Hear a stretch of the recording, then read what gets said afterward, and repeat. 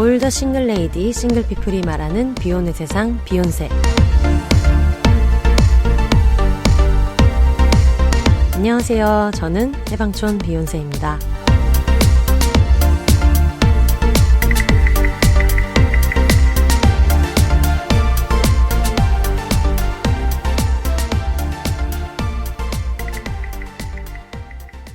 안녕하세요. 해방촌에서 글 쓰는 해방촌 비혼세입니다. 비혼입니다.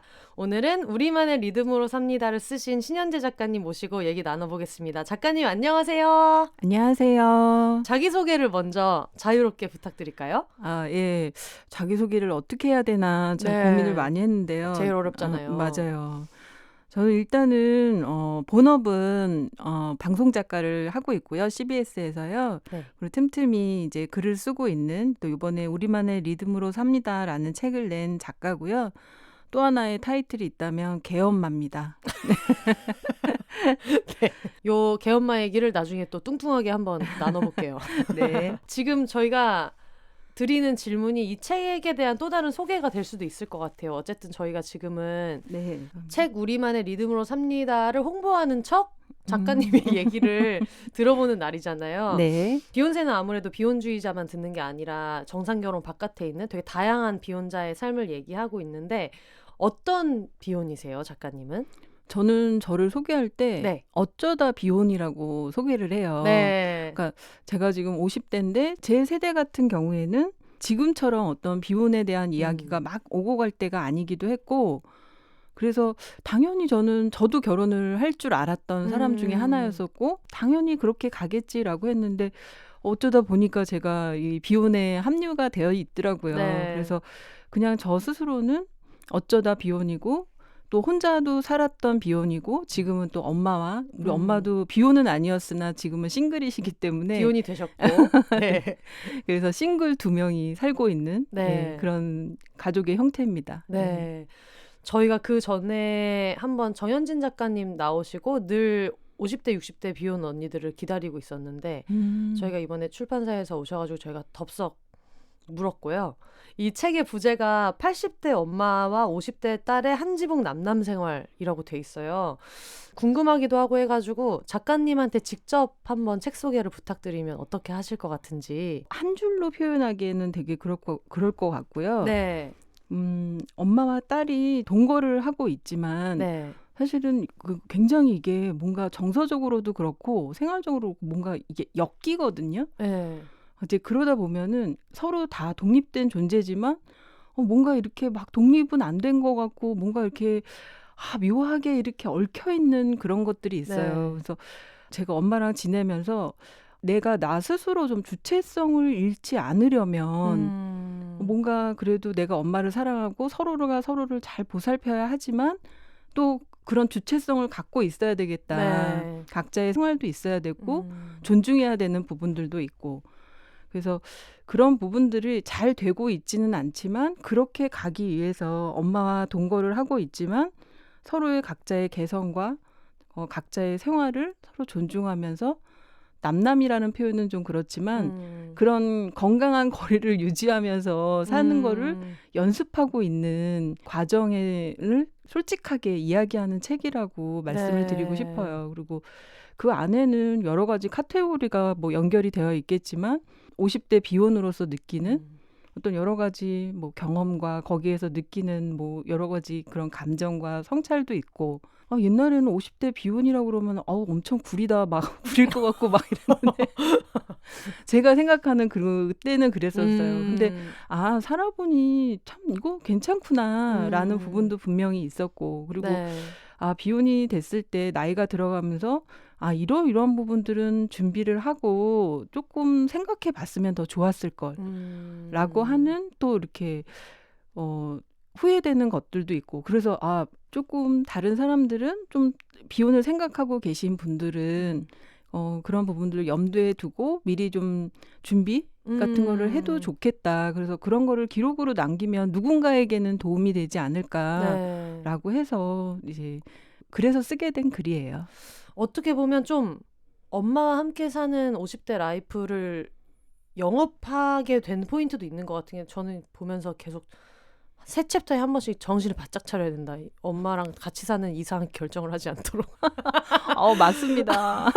그래서 너무 낭만적인 부분도 있고 모든 삶이 그렇듯이 힘든 것도 있지만 근데 사실 이건 어머니의 캐릭터와 작가님의 캐릭터니까 두 분이 잘 맞는 것도 있는데 그래서 중간중간에 정신을 바짝 차려야지. 이러다가 엄마한테 전화해가지고 엄마 50쯤에 같이 사는 거 어때를 말할 뻔했던 그런 생각이 들었어요. 이게 좀 부끄러운데 책 띠지에 너무 제 이름이 꽝 하고 박혀있고 출판사 마케팅 멘트에 비욘세가 추천사를 썼다 이런 얘기가 있어가지고 너무 읽기 부끄럽기는 하지만 오늘 저희의 목표는 어쨌든 한 분이라도 더 많이 이 책을 만나는 것이기 때문에 제가 팬레터처럼 썼던 추천사를 한번 읽어드릴게요. 아마 여기에는 조금 줄인 버전이 분량상 들어갔는데 제가 송고해드린 버전이 있어가지고 그걸 읽어드릴게요. 영정사진을 준비해 분홍보자기에 싸놓고 매일 반려견 육아일기를 쓰는 83세의 어머니와 서로 무릎을 주물러주며 일상을 이어가는 50대 딸. 두 사람은 빨라지는 세상의 속도와 느려지는 스스로의 움직임 속에서 매일 새로운 변주를 이어나가고 있다. 세월과의 동행에 필요한 것은 속도가 아닌 리듬이고 삶은 계속해서 펼쳐지는 칼군무를 따라가는 것이 아니라 나만의 댄스 브레이크를 창조해 나가는 것이라는 듯 말이다. 비혼 여성은 멋있어야, 냉소적이어야, 스스로의 삶에만 핀조명을 맞춰야 한다는 새로운 압박 속에서 그 모든 목소리에 휘둘리는 대신 타인에게 손을 뻗거나 뻗친 손을 수락하고 흔들릴지언정 사랑을 나누고 유독 비혼자에게는 독립적이기만 기대하는 사회의 시선 뒤에 감춰진 부당함을 살펴 말한다. 여기 스스로 평생 쌓아온 사랑을 하나도 포기하지 않은 채 나의 리듬을 지키며 살고 있는 이야기를 만나보기 바란다. 비혼이 결혼의 반대편에 선 개념이 아니듯 타인과의 동행은 비혼자의 모순이 아니며 나다운 삶이 분명하다고 힘주어 말해줄 선배를 늘 기다렸다. 소주가 옆에 한 있었어요. 너무 극찬을 해주시는 거예요. 편집자님께서 너무 내용이 너무 좋다 이렇게 얘기해 주셔가지고 성격상 괜히 더 불안해하면서 왜 아무런 피드백 없이 좋은 얘기밖에 안 해주시지? 라는 걱정을 좀 했어서 작가님은 추천사 받으셨을 때 어땠는지도 좀 궁금해요. 사실 이때쯤이 이제 이거를 받기 전에 글 쓰시는 분들은 뭐 많이 느끼시겠지만 스스로 되게 의심을 많이 하거든요. 내가 쓰는 글이 과연 참 나무한테 미안한 그런 작가는 아닌가 막 이제 막 그런 거를 하고 뭔가 이렇게 자신감이 좀 떨어졌을 때 딱 이게 온 거예요. 근데 그런 경험 있지 않으세요? 뭐가 이렇게 딱 올라오면 목구멍에 계란이 낀 것 같은 제가 우리 편집자님한테도 그런 이야기를 했던 것 같은데 정말 너무 울컥하니까 여기서 막 뜨거운 계란이 여기서 막 목구멍에서 막 이렇게 막 이렇게 차는 느낌이 들더라고요. 그래서 이거를 거의 막 그 전철안에서 제가 봤었는데 가는 동안에 제가 전철안에서 거의 뭐 한 50분 정도 걸리거든요. 정말 계속 이거를 봤던 것 같아요. 너무 저한테 힘이 되고 그리고 여기서 보면은 나다운 삶이 분명하다고 힘주어 말해줄 선배를 늘 기다렸다. 이 표현이 저는 너무너무 좋았어요.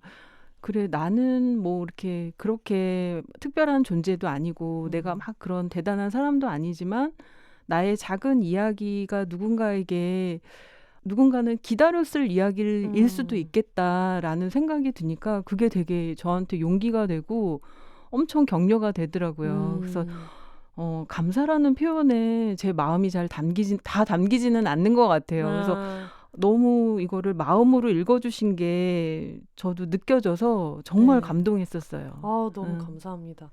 왜냐면 사실 이거는 저의 개인적인 경험일 수도 있는데 비욘세를 계속 오래 하다 보니까 저도 그런 부담이 너무 되는 거예요. 맞아요. 너무 내가 되게 잘 돼야 될 것 같고 어떤 것에도 흔들리지 않고 항상 감정적으로도 늘 안정돼 있어야 될 것 같고 친구들이랑도 항상 잘 지내고 인간관계 같은 것도 잘해야 될 것 같고 의연해야 될 것 같다는 압박이 계속 있어가지고 근데 어떻게 보면 저한테 그런 압박을 심어준 거는 지금까지 미디어에 많이 노출돼 있는 50대 비혼의 삶이 너무 이소라 엄정화 그러다 보니까 사람들이 다 그럴 수 없는데 계속해서 흔들리면서 살아가는 거고 맞아요. 그래서 이런 흑역사라고 할 만한 경험도 되게 많이 담아주셨고 특히 저는 지금 방송작가를 하면서 글을 쓰고 있는 프리랜서니까 저희 모두에게 있는 공포를 여기에서 그냥 오픈을 해주셨었잖아요. 실제로 맞아요. 이런 일이 벌어진다. 네네. 네, 그래서 그런 얘기들이 저한테는 되게 좋았어서 읽었을 때 이분 너무 모셨으면 좋겠다라고 하던 차에 짠 하고 출판사에서 연락을 주셔가지고 일단 저희는 지금 출판사에 돈을 받아서 이 에피소드를 잘 만 다음에 조용히 작가님은 따로 이제 앞으로도 계속 모셔가지고 주기적으로 얘기를 하면 좋겠다 그런 생각을 너무 하고 있어요. 혹시 비욘세에 대해서는 알고 계셨어요? 저는 알고 있었어요. 네. 제가 그 섭외하고 나서 그때 블로그를 제가 팔로우를 해서 꾸준히 알고 있었는데 제가 다른 뭔가 취재 그거를 보다가 이런 팟캐스트가 있는 거예요. 그래서 혼자 너무 반가운 거예요. 어머, 이런 팟캐스트가 있는데 비욘세라는 이름이 너무 너무 매력적인 거. 아니, 이게 어떻게 이런 생각을 했지? 막 이러면서 봤는데 보니까 작가님이신 거여서 너무 반가운 거예요. 어머, 어떻게. 그리고 제가 광민희 작가님이 저를 되게 여러 번 반성하게 한 게 진짜 이거는 나와서 제가 하는 말이 아니라 제가 너무너무 반성을 했었어요. 어떤 면에서요? 제가 그 친구 중에 후배 중에 옛날에 몇 년 전에 이런 팟캐스트를 해보지 않겠냐 저보고 했던 그 후배가 있었는데 저는 이제 제가 그런 성격도 아니기도 하고 이렇게 뭔가 시도하는 거를 저는 참 잘 못하는 사람인 것 같기는 해요. 근데 제가 얼마 전에 김희경 작가님의 에이징 솔로라는 책을 봤었는데 그 책에서도 보면서도 제가 스스로를 많이 돌아봤던 게 그것도 이제 그 나이든 비혼에 관한 이야기잖아요. 근데 거기서도 보면은 굉장히 적극적으로 비혼 여성에 관련된 이야기인데 같이 뭔가 공동체를 이루거나 아니면은 같이 커뮤니티를 이루거나 굉장히 적극적으로 무언가를 하시는 분들이 많으시더라고요. 생각보다. 근데 비욘세도 보면은 아니 내가 모르는 사이에 이렇게 멋진 일들을 하고 계신 분들이 있었구나. 근데 나는 아무것도 안 하고 있었다라는 게 굉장히 왜 이렇게 나 게을렀냐 막 이러고서 반성을 하고 되게 멋있다라고 생각을 했어요. 여러분 책을 읽어보시면 지금 작가님이 얘기하신 나는 왜 이렇게 게을렀는가에 전혀 동의하실 수 없습니다. 되게 저는 혼자 되게 팬으로 정말 몸둘 바를 모르겠네요. 오늘. 그래서 되게 좋아하고 되게 응원하고 그랬습니다. 저 혼자. 너무 감사합니다. 이 책의 시작이 궁금해요. 사실 전에 쓰셨던 책 같은 경우에는 오마이뉴스에서 연재도 비혼일기 이렇게 연재도 하셨었고 그런데 이번 책은 어떻게 처음에 시작이 된 거예요? 엄마에 대한 기록을 하고 싶었던 게 이제 그냥 그 전에도 책을 쓰면서 느꼈던 게 뭐냐면 기록을 하지 않으면 그냥 모든 게 날아가더라고요. 물론 사진이라는 것도 남지만 거기에는 이제 서사가 들어가지는 않잖아요. 근데 그러고 보니까 나중에 보니까 아쉬운 거예요. 내 삶에 수많은 사건들이 있고 수많은 만남이 있는데 가물가물해지고 자꾸 나이가 드니까 그래서 이건가? 저 때였나? 막 혼자 헷갈리기도 하고 근데 책을 쓰니까 그런 것들이 굉장히 뭔가 기록으로 남고 나한테 굉장히 선명하게 그게 이제 남는 거예요. 근데 내가 엄마하고 살게 된 것도 저한테 어떻게 보면은 주어진 어떤 하나의 운명이고 그런 건데 엄마하고 대화를 할 때 엄마 이거 몇 년 전에 우리 이렇게 했지? 그럼 엄마가 아유 몰라 기억 안 나 막 이런 말씀 잘 하시는 거예요. 그리고 아무리 설명을 해도 기억이 안 나는데 그때 분명히 엄마랑 막 웃으면서 뭐 하고 막 그랬던 것들도 근데 저거는 어쩔 수 없는 거고 나도 그럴 수 있겠다. 나이가 들면 나도 뭐 몇 년 전에 친구들하고 있었던 일도 나도 가물가물한데 근데 엄마하고 살게 된 어떤 나의 상황이나 이런 것들도 어떻게 보면 특별한 걸 수도 있는데 각자의 삶은 다 특별하니까 근데 그렇다라면 이거를 나도 기억이 희미해지기 전에 기록을 하고 싶었고 그리고 엄마가 저한테는 굉장히 다들 그렇지만 소중한 사람이잖아요. 엄마라는 존재는. 그렇지 않은 경우도 있겠지만 엄마하고의 일상이나 이런 부분들을 기록으로 선물해드리고 싶은 부분들도 있었어요. 그래서 엄마가 이번에 책을 보고서도 이건 내가 까먹었던 건데 읽으면서 생각나셨다는 이야기들도 하시더라고요. 안 그래도 그것도 궁금했어요. 어머니가 책 보시고 반응이 어땠는지도. 거기 이제 내용 중에 저희 엄마가 이제 김치를 잘 담그셔서 동치미를 잘 담그셔서 이제 맛있다고 하면은 이제 막 흥이 오르셔가지고서 본인 몸 상태 생각 안 하시고 막 무 사오시고 막 이러거든요.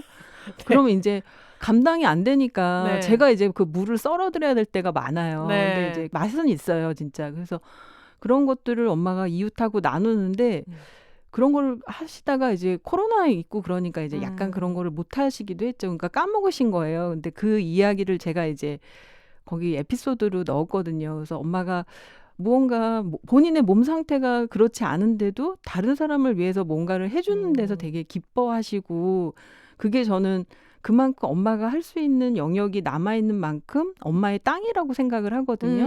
맞아요. 그렇게 그래서 표현하시죠. 제가 그런 엄마를 보면서 제가 내리는 해석인 거죠. 엄마의 삶에 붙여주는 딸의 해석인데 그 부분이 되게 좋았다고 말씀을 하시더라고요. 본인이 잊고 있었던 일이기도 하고 그거를 딸이 그걸 엄마의 땅이라고 표현을 해줬다라는 거가 되게 좋았다고 얘기를 하셨어요. 혹시 컴플레인은 없으셨어요? 엄마랑 이렇게 싸우는 거 이렇게 다 얘기할 필요 있었냐? 사실 훨씬 더 많이 싸우고 훨씬 더 원색적으로 정말 얼마나 많이 서로 삐지고 이렇게 나이 들어도 삐질 수 있구나. 더 삐지잖아요. 정말 어쩔 때는 풀어주는데 에너지가 더 많이 이제 소모가 되기도 하는데 약간 이제 순화시킨 부분들도 있고 그리고 이제 쓰기 전에 가족의 이야기이기 때문에 선생님도 아시겠지만 약간 또 조심스러운 부분들도 있잖아요. 맞아요. 그래서 쓰기 전에 이제 익스큐즈를 한 부분들도 있고 조금 아무래도 순화를 하게 되는 것 같기는 해요. 그쵸. 엄마 입장에서는 내가 왜 이렇게 나왔냐라고 얘기하실 수 있지만 그게 많이 걸러서. 근데 여기 제목이 우리만의 리듬으로 삽니다라는 게 아마 책을 읽으시면 왜 이 제목을 붙였는지 독자분들이 되게 많이 이해하실 것 같은데 이 제목은 누구 아이디어로 나오게 됐어요? 이거는 편집부에서 추천해 주셨는데 사실 저희 책 내용 중에 이런 내용이 있어요. 그래서 그 전에 많이 고민을 해주셔서 이제 이게 좋을까 저게 좋을까 많이 고민해 주셨는데 나중에 저희 책 내용에 있기도 하고 전체적으로 어떻게 보면 같이 엄마하고의 삶을 누구든 뭐 그게 엄마든 뭐 부부든 이게 리듬이 중요한 것 같거든요. 그래서 이게 되게 저도 추구하는 바고 서로 잘 살기 위해서는 호흡을 맞춰야 되는 부분들이 있으니까 그래서 저도 너무 좋아해서 이걸로 하자고 그랬죠. 책 앞에 일러스트 작업을 제거트리에서 해주셨고 서은영 디자이너님이 해주셨는데 지금 못 보시는 분을 위해서 설명을 해드리자면 정말 80대 어머니와 50대 작가님이 같이 커플 댄스를 추는 것 같은 그런 느낌의 일러스트가 있어요. 이게 너무 귀여워가지고 포스터로 해가지고 붙여놔도 되겠다는 생각이 들었는데 어떻게 나오게 된 거예요? 이거는 제거트리 작가님이 원래 이제 그런 형태가 아니라 인스타그램에 이제 본인의 작업한 거를 올려주셨는데 저희 책 내용하고 너무 잘 맞는 거예요. 그래서 더 맞게 그분이 이제 수정을 잘 해주셨어요. 여기서 저는 이제 제일 마음에 들었던 게 딸이 입고 있는 원피스랑 엄마가 머리에 하고 있는 그 머리 장식이랑 같은 패턴인 거예요. 맞아요. 이런 게 너무 저는 되게 좋더라고요. 둘이 사는 삶에 대한 얘기인 것 같다는 생각이 들어서 안 그래도 저도 이거 보고 너무 궁금해서 너무 표지가 예뻐가지고 제거트리 작가님 인스타를 들어갔는데 그분도 이 책 작업한 걸 되게 기뻐하시는 글을 쓰신 거예요. 그래서 이렇게 모두가 사랑하는 책이 나왔구나 싶어서 흐뭇하기도 흐뭇하고 저도 너무 마음에 들었어요. 아마 지금 들으시는 분들이 그게 제일 궁금하실 것 같아요. 언제부터 어떻게 두 분이 같이 사시게 됐는지. 원래는 뭐 중간중간에 제가 잠깐 해외에 나갔던 적도 있고 독립을 해서 한 4, 5년 정도 또 살기도 했어요.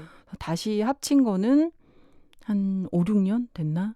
그렇게 된 것 같아요. 그러니까 저희 엄마도 연세가 있으시니까 점점 아프시는 일들이 많이 생기고 병원에 가셔야 되는 일들이 많아지시더라고요. 근데 제가 따로 살면 뭐 가까이 살긴 했어도 아무래도 불편하시기도 하고 해서 같이 살아야 되겠다.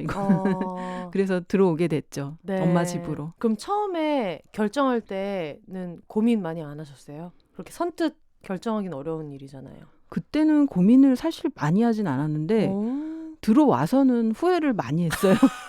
고민을 적게 한 만큼 후회가 많아지는. 아, 정말 이게 함부로 뭔가 이렇게 결정을 할 거는 아니었구나라는 생각은 하긴 했어요. 그럼 그냥 전반적으로 단도직입적으로 얘기하면 어머니랑 같이 사는 삶은 어때요?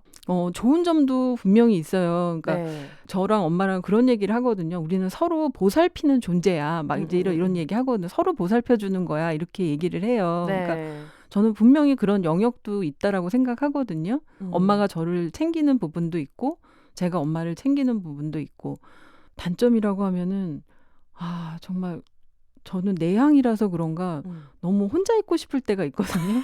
그리고 네. 나 혼자 뭔가 이렇게 책도 읽고 뭔가 우아하게 뭐도 하고 싶은데 저희 엄마가 연세가 있으시니까 어디 잘 안 나가시잖아요. 네. 저희 엄마도 외향적이 아니시니까. 그러니까 집에 항상 사람이 있는 거예요.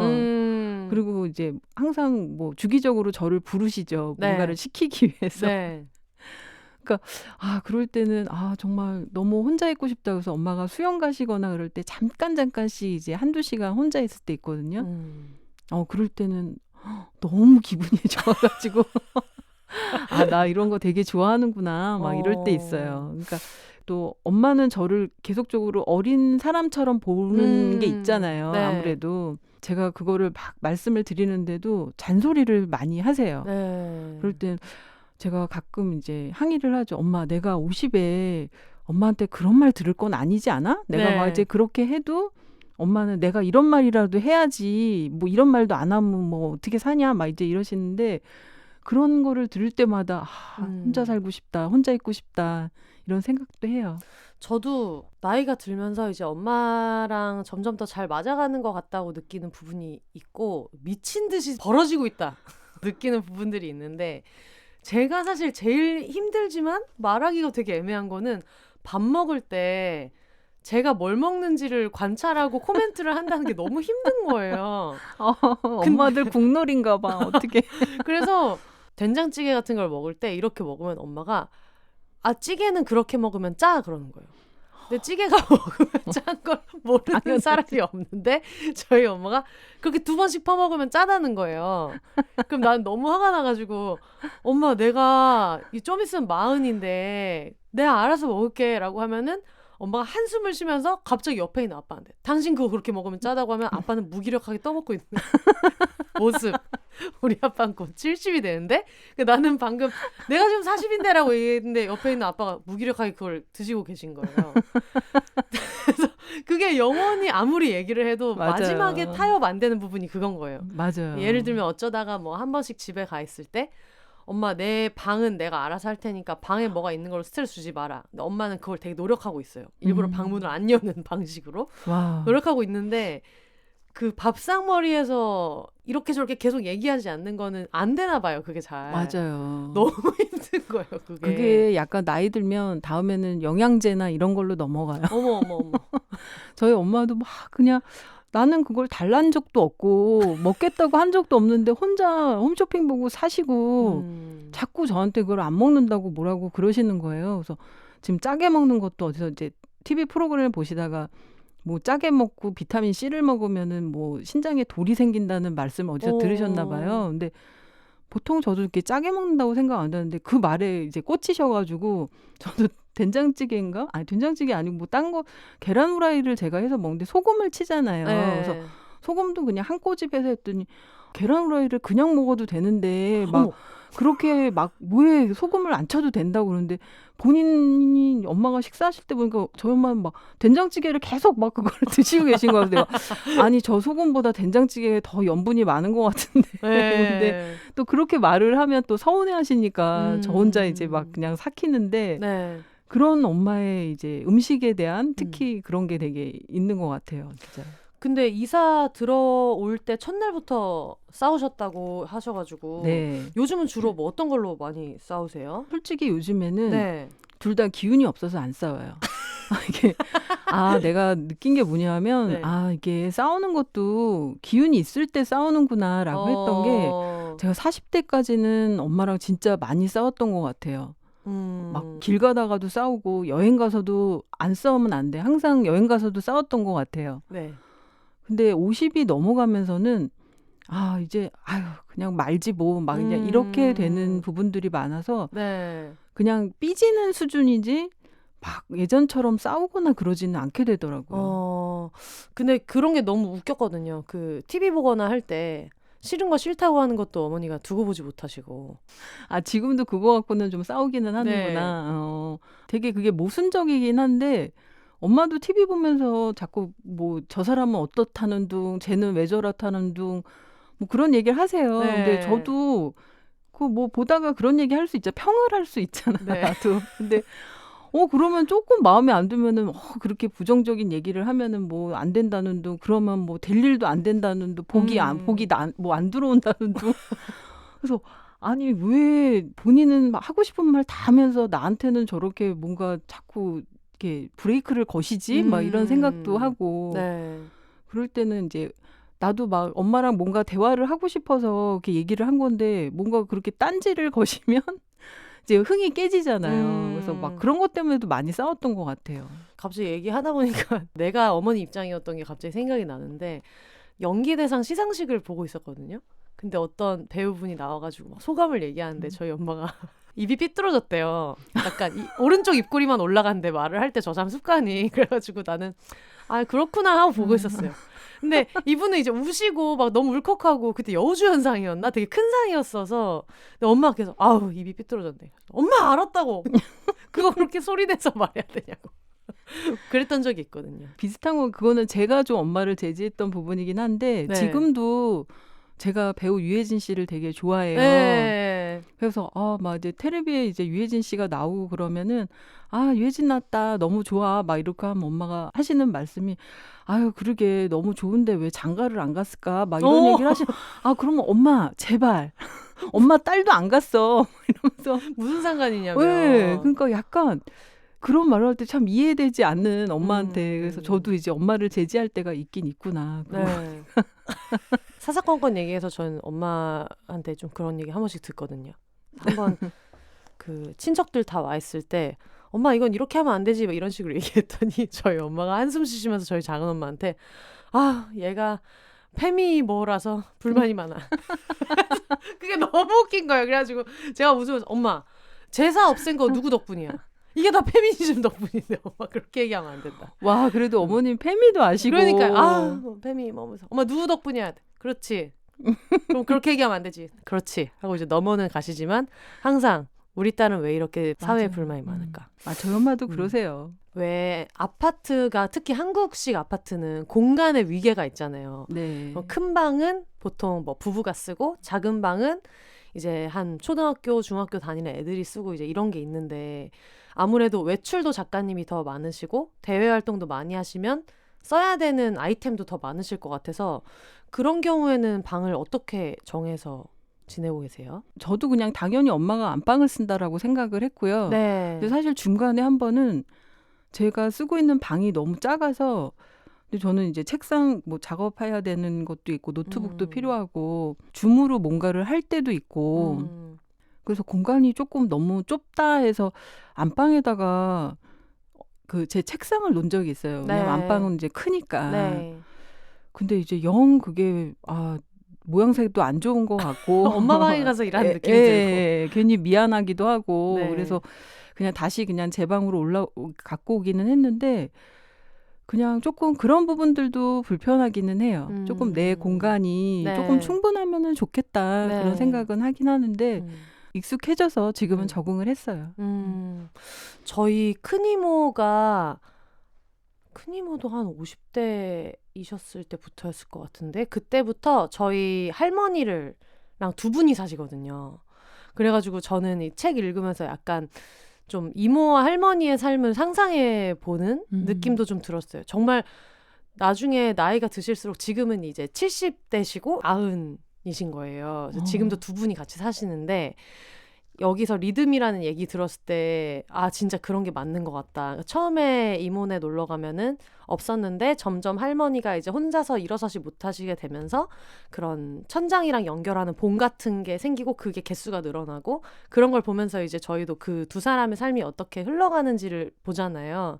근데 그 와중에 둘이 되게 시덥지 않은 걸로 싸우는 게 웃길 때는 너무 웃기고 좋아 보일 때도 되게 좋아 보이고 저렇게 도란도란 얘기하면서 이렇게 지내는 것도 좋아 보이고 했어가지고 바늘 가지고 엄청 싸우시거든요. 맞아요. 이 두 분은. 계속 집에 계시니까 할머니는 할 게 없으니까 자꾸 뭘 꼬매시는 거예요. 멀쩡한 옷에 주머니를 자꾸 만드시고 근데 정신이 없으시니까 바늘을 그냥 어디다가 딱 놔두시면은 이제 이모는 놀래서 그걸 찾는데 하루를 쓰시는 거예요. 그래서 그런 걸로 또 싸울 땐 싸우다가 둘이서 또 농담하면서 재밌게는 지내다가 또 그래가지고 큰 이모 생각도 되게 많이 났었어요. 맞아요. 큰 이모를 보면서도 느꼈고 이 책을 보면서도 느낀 게 사회적으로는 내가 보호자고 근데 둘의 관계에서는 엄마가 여전히 보호자의 역할을 하고 싶어하고 그 중간 어딘가를 서로 납득하는 게 되게 어렵잖아요. 작가님네는 어때요? 자연스러운 것 같아요. 저 같은 경우는 얼마 전에 제가 수술을 받았었거든요. 네. 그래서 수술을 뭐 작은 수술이기는 하지만 근데 다들 그런 고민을 하시겠지만 저는 이번에 좀 약간 현타를 맞았어요. 이게 저는 그냥 아무 생각 없이 가벼운 수술이니까 괜찮겠지 하고서 그냥 보호자 없어도 되겠지 하고서 그냥 수술하겠다고 했는데 간호사였던 친구가 언니 그거 보호자 있어야 돼요. 그래도 적어도 하루는 그러더라고요. 근데 우리 엄마가 나를 보호하기에는 말이 안 되는 거라. 그래서 그게 일으켜주고 막 이래야 되는데 저희 엄마가 저를 일으킬 만한 뭐 그런 힘은 없으시니까 그래서 와 이게 혼자 이게 수술하고 입원하고 이런다라는 게 진짜 너무 나한테 현실이구나라는 생각을 좀 하게 됐거든요. 근데 저희 엄마의 마음은 본인이 나를 일으켜줄 수 없어도 본인이 막 그 보호자로서의 그 역할을 너무 하고 싶어 하시는 거예요. 뭐 그러다가 오시기는 했는데 제가 이제 오셔서 보고서는 본인이 생각했던 것보다 약간 상황이 심각하다고 느끼셨나 봐요. 그래서 안 되겠다. 내가 오늘은 여기서 자야 되겠다. 그래서 저는 정말 긋고 말렸어요. 왜냐면 우리 엄마가 여기서 주무시면 내가 또 엄마를 이렇게 케어해야 되는 상황이 또 올 것 같은 나는 내가 여기 침대에서 일어나지도 못하는데 그래서 엄마 괜찮다고 그냥 가시라고 했는데 긋고 가시더라고요. 네. 내가 짐을 싸갖고 오겠다. 그래서 가시더니 소식이 없어요. 그래서 왜 안 오시지? 그랬더니 나중에 전화가 왔어요. 그랬더니 야, 나 못 가. 이러는 거예요. 왜? 그랬더니 병원 내려가실 때 짐 가지러 내려가실 때 엘리베이터가 고장이 났나 봐요. 그래서 7층이었는데 그래서 내가 야, 나 거기 7층까지 못 올라가 그러시는 거예요. 근데 그래서 혼자 막 웃었어요. 그래서 엄마의 마음은 이제 보호자의 마음으로 갖고는 있으나 네. 본인의 이제 육체가 따라가지 못한다라는 걸 스스로도 이제 인지를 하는 거고 그래서 네. 되게 포기를 빨리 하시더라고요. 그래서 오히려 저로서는 너무 다행이었죠. 그래서 엄마가 또 막 우기고 7층까지 또 막 올라왔으면 저도 그것도 굉장히 화가 났을 텐데 그냥 다행히 빨리 포기해 주셔서 네. 그런데 그런 것처럼 그냥 엄마도 자기가 할 수 없는 거에 대해서는 이제는 보호자의 역할을 내가 이제 못하는 부분이구나라는 부분에 대해서는 또 포기를 하시는 부분도 있으신 것 같고 저도 예전보다 점점 이제 제가 엄마의 보호자가 돼야 되는 순간들이 훨씬 더 많아지는 거예요. 이제 옛날에는 에스컬레이터도 잘 타셨는데 지금은 에스컬레이터 타고 가시는 것도 조금 머뭇머뭇하시더라고요. 그러니까 예를 들면 그런 거 계단 오르내릴 때 부축을 해드린다든지 뭐 병원 가고 이런 거 너무 당연한 거고 주사 맞고 이런 거 예약해드리는 거라든지 그렇게 변해가는 그런 부분들이 어쩔 때는 되게 많아지는구나. 나한테로 이게 추가 굉장히 무게중심이 나한테로 많이 오는구나라는 생각이 문득문득 들기는 하는데 이게 또 되게 자연스러운 거구나라는 생각이 좀 들기는 해요. 그래서 그럴 때마다 왜 아이를 낳은 친구들은 아이를 낳고 또 엄마를 생각하는 부분들이 많다라고 얘기를 하잖아요. 근데 저는 이제 제가 엄마의 보호자가 되는 순간이 많아질수록 엄마가 나를 키울 때 이러셨겠구나 라는 부분들을 많이 생각하게 되는 것 같아요. 이게 되게 새로운 관점인 것 같아요. 다들 아이를 낳아봐야만 네. 너를 그동안에 이렇게 돌봐왔던 네. 엄마의 마음을 이해할 수 있다라고 하지만 사실 엄마를 돌보는 시점이 됐을 때 그걸 거꾸로 느낄 수도 있는 거고. 근데 저도 그런 얘기 인상 깊었거든요. 작가님이 책에 써주신 내용 중에서 엄마가 산책을 좋아하는데 이제 점점 갈 수 있는 거리가 짧아지는데 그걸 이제 서로 받아들이고 스스로도 받아들이고 그리고 네. 작가님도 그거를 엄마한테 이거는 여기까지 돌아오는 걸 생각해서 가야 돼라고 얘기하는 것들이 이게 사실 그 책 제목에 되게 부합하는 내용이라고 생각이 들었거든요. 저희가 엄마하고 올림픽공원이 이제 집 근처에 있어서 잘 네. 가거든요. 그래서 저희 엄마 별명이 다람쥐였어요. 젊을 때 별명이. 네네네. 그러니까 작고 또 워낙 막 걸음도 엄청 빨리 걸으시고 그래서 제가 엄마랑 같이 가면 엄마 제발 천천히 좀 가자. 내가 그 얘기를 항상 엄청 많이 하면서 산책을 하거든요. 그리고 올림픽공원에 가면은 이렇게 평지가 있고 굉장히 그 등성을 막 이렇게 넘는 네. 그런 험한 길이 있는데 엄마가 항상 그 길로 다니셨었어요. 험한 길로. 자연인처럼. 예, 정말. 말벌 아저씨처럼. 그리고 제발 천천히 좀 막 이러면서 갔는데 그게 너무 당연했는데 어느 날 또 갔더니 제가 이제 바쁘니까 같이 못 가다가 어느 몇 년이 지나고 갔는데 엄마가 평지를 걸으시더라고요. 그래서 네. 그때도 걸으면 빠르셨으니까 그냥 그런가 보다. 근데 엄마가 이제 절로는 안 가시네라고 했는데 그러고 나서 또 몇 년이 지나서 어느 순간에 또 보니까 엄마가 원래는 한 바퀴를 돌았는데 한 바퀴를 다 안 도신다고 그러시더라고요. 점점 엄마가 올림픽공원에서 도는 거리가 줄어들면서 지금은 또 어디까지 왔냐면 옛날에는 저희 집에서 올림픽공원까지 걸어갔거든요. 네. 그러면서 거기를 한 바퀴를 돌고 이랬는데 지금은 차 타고 올림픽공원을 가요. 그래서 주차를 시켜놓고 네. 그다음에 이제 그것도 다 못 돌고 이제 반을 도는데 그런 거 생각하면 와 우리 엄마가 날다람쥐처럼 저기를 엄청 잘 다니셨던 분이 이제는 걸어서 여기도 못 오시고 차로 와야 되고 그나마도 이제 조금밖에 못 도시는 그런 게 그런 변화를 이렇게 계속적으로 느끼는 게 되게 어쩔 때는 이렇게 슬프기도 해요. 네. 근데 또 반대로 그런 것도 있을 것 같아요.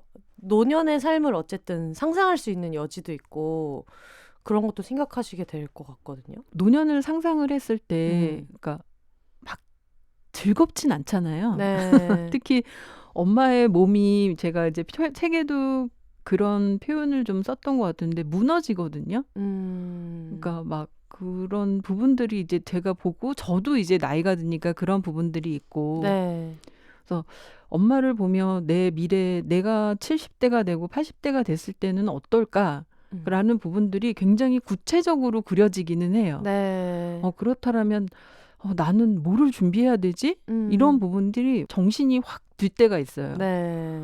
그게 사실 40대까지는 좀 실감이 안 났던 것 같아요. 그냥 나이 들어도 지금처럼 뭐 어찌어찌 살겠지 막 이런 생각을 했었던 것 같은데 50대니까 굉장히 현실로 다가오더라고요. 나이 들었을 때는 어떠한 변화가 일어나고 그래서 내가 혼자 할 수 없는 일들이 무엇이 있겠구나. 그렇기 위해서는 나는 뭐를 준비해야 되지? 막 이런 생각들도 구체적으로 좀 하게 되는 것 같아요. 고민도 많이 하고. 그리고 사회적으로 어떤 시스템이 필요한가. 네. 이거는 뭐 개인이 준비하는 거에는 아무래도 그 한계라는 게 있잖아요.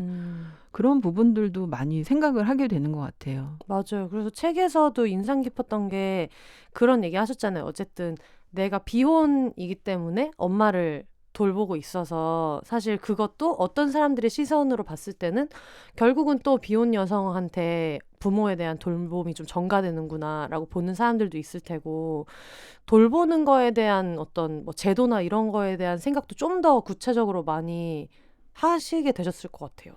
맞아요. 그리고 제가 이번에 이제 현타 맞았다고 그랬잖아요. 수술하면서. 그래서 나는 누가 돌봐주지? 내가 노년이 됐을 때 저희 엄마가 항상 하시는 걱정도 그거거든요. 나는 네가 이렇게 돌봐주지만 너 나이 들면 어떡해? 지금이라도 어떻게 알아봐? 막 이러거든요.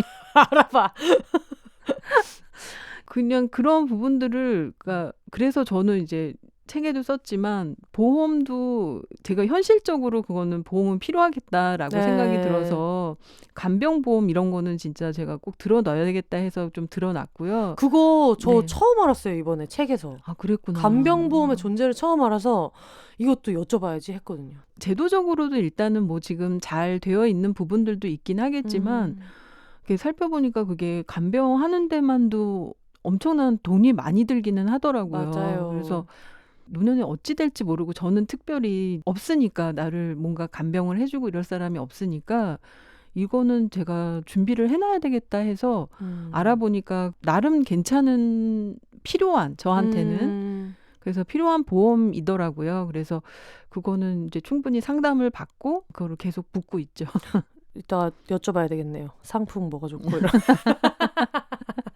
네네. 지금도 아무래도 그런 부모에 대한 돌봄이 그렇지 않은 경우도 많겠지만 제 주변에 보면은 지금 워낙 비혼이 많아지다 보니까 네.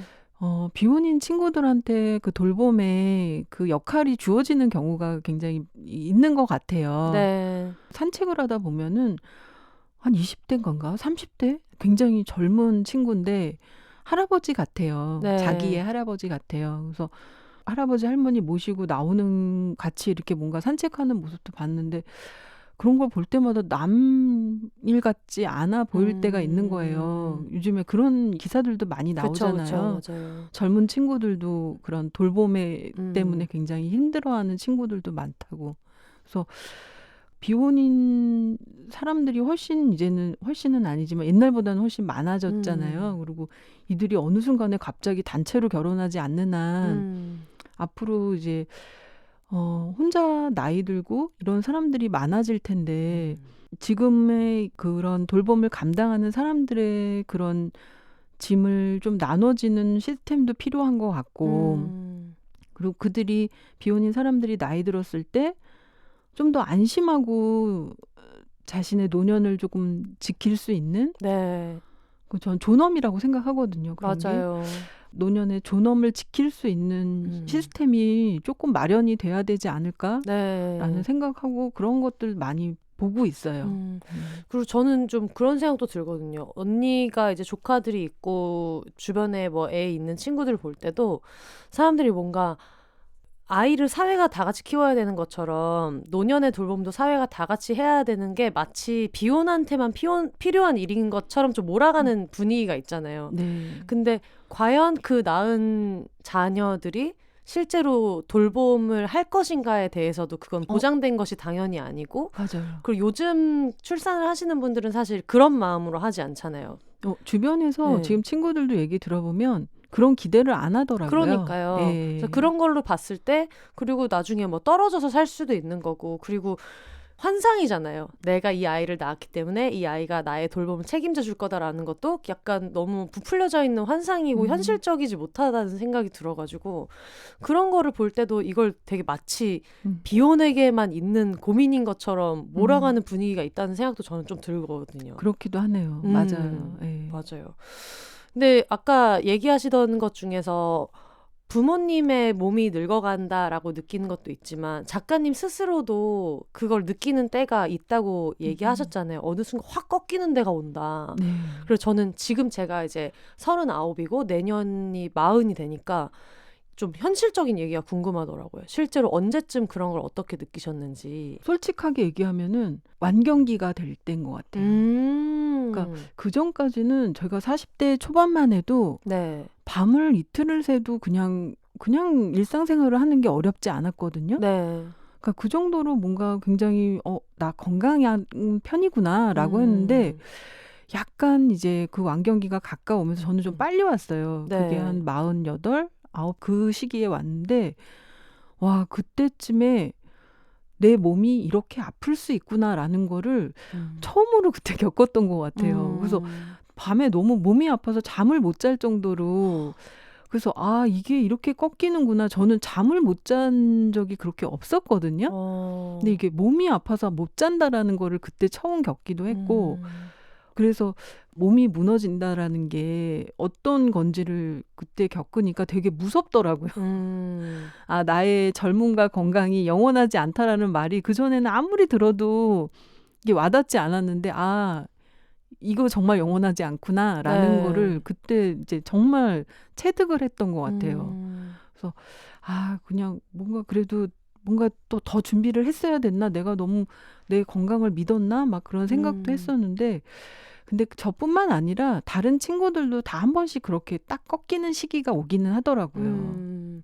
그래서 저도 여기서 인상 깊었던 내용이 그런 거였거든요. 언젠가부터 여행을 하거나 그러면 원래 내가 엄마 무릎을 주물러주는 거였는데 이제 서로 하고 있고. 맞아요. 그런 예. 얘기가 되게 이렇게 얘기하면 너무 그렇지만 어떻게 보면 되게 따뜻하면서도 어떻게 보면 되게 짠하고 현실적인 얘기여서 저는 인상 깊었거든요. 그 부분이. 첫 책을 제가 혼자 살면 어때요? 좋으면 그만이지라는 그 네. 글을 쓸 때 연재를 할 때죠. 책이 나온 거는 뭐 한 4년 전인데 네. 그 연재를 할 때는 더 전이니까 음. 그때만 해도 그 지경은 아니었어요. 그 지경은 정말 제가 일방적으로 엄마를 엄마 누워 그러고서 이제 막 밟아드리고 막 주물러드리고 막 이랬었는데, 와, 어느 순간인가는 제가 엄마보다 제가 컨디션이 안 좋을 때는 진짜 못 걷겠더라고요. 그래서 그리고 막 허리도 이제는 막 안 좋아지고 이러니까 이제 그걸 아니까 엄마도 제가 주물러드리고 나면은 야, 너도 다리 내 이제 이러고서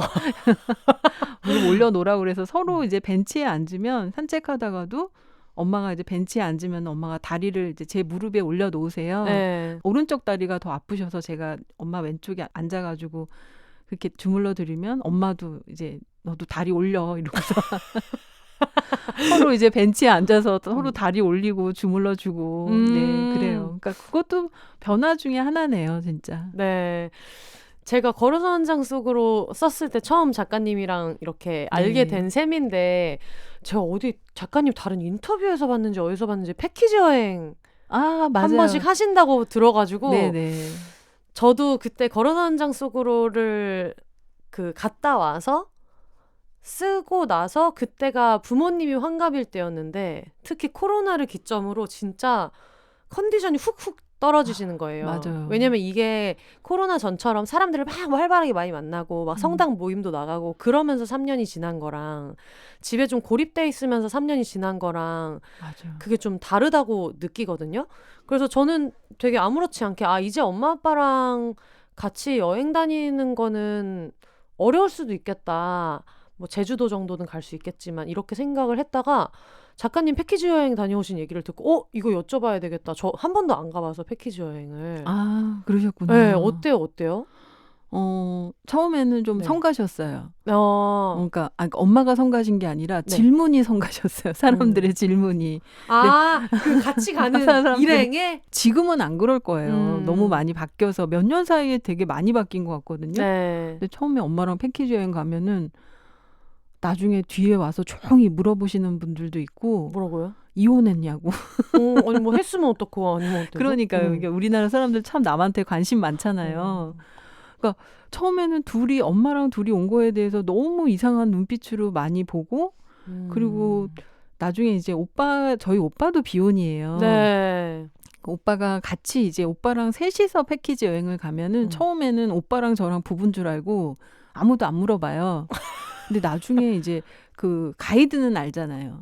가이드는 알아서 근데 가이드가 알면은 그냥 가만히 계시면 되는데 이게 꼭 같이 있을 때 뭐 저희한테 이분은 여기는 특이하게 남매가 어머니 모시고 왔어요. 이제 이렇게 말씀을 하시는 거예요. 근데 그걸 들을 때마다 막 굉장히 불편해지는 거예요. 왜 이게 특이한 거지? 막 이렇게 뭔가 말꼬리 잡는 것 같지만 이제 그렇게 뭔가 사람들 눈에 보이고 표현되어지는 게 그러고 나면 사람들의 시선이 정말 일제히 저희 쪽으로 와요.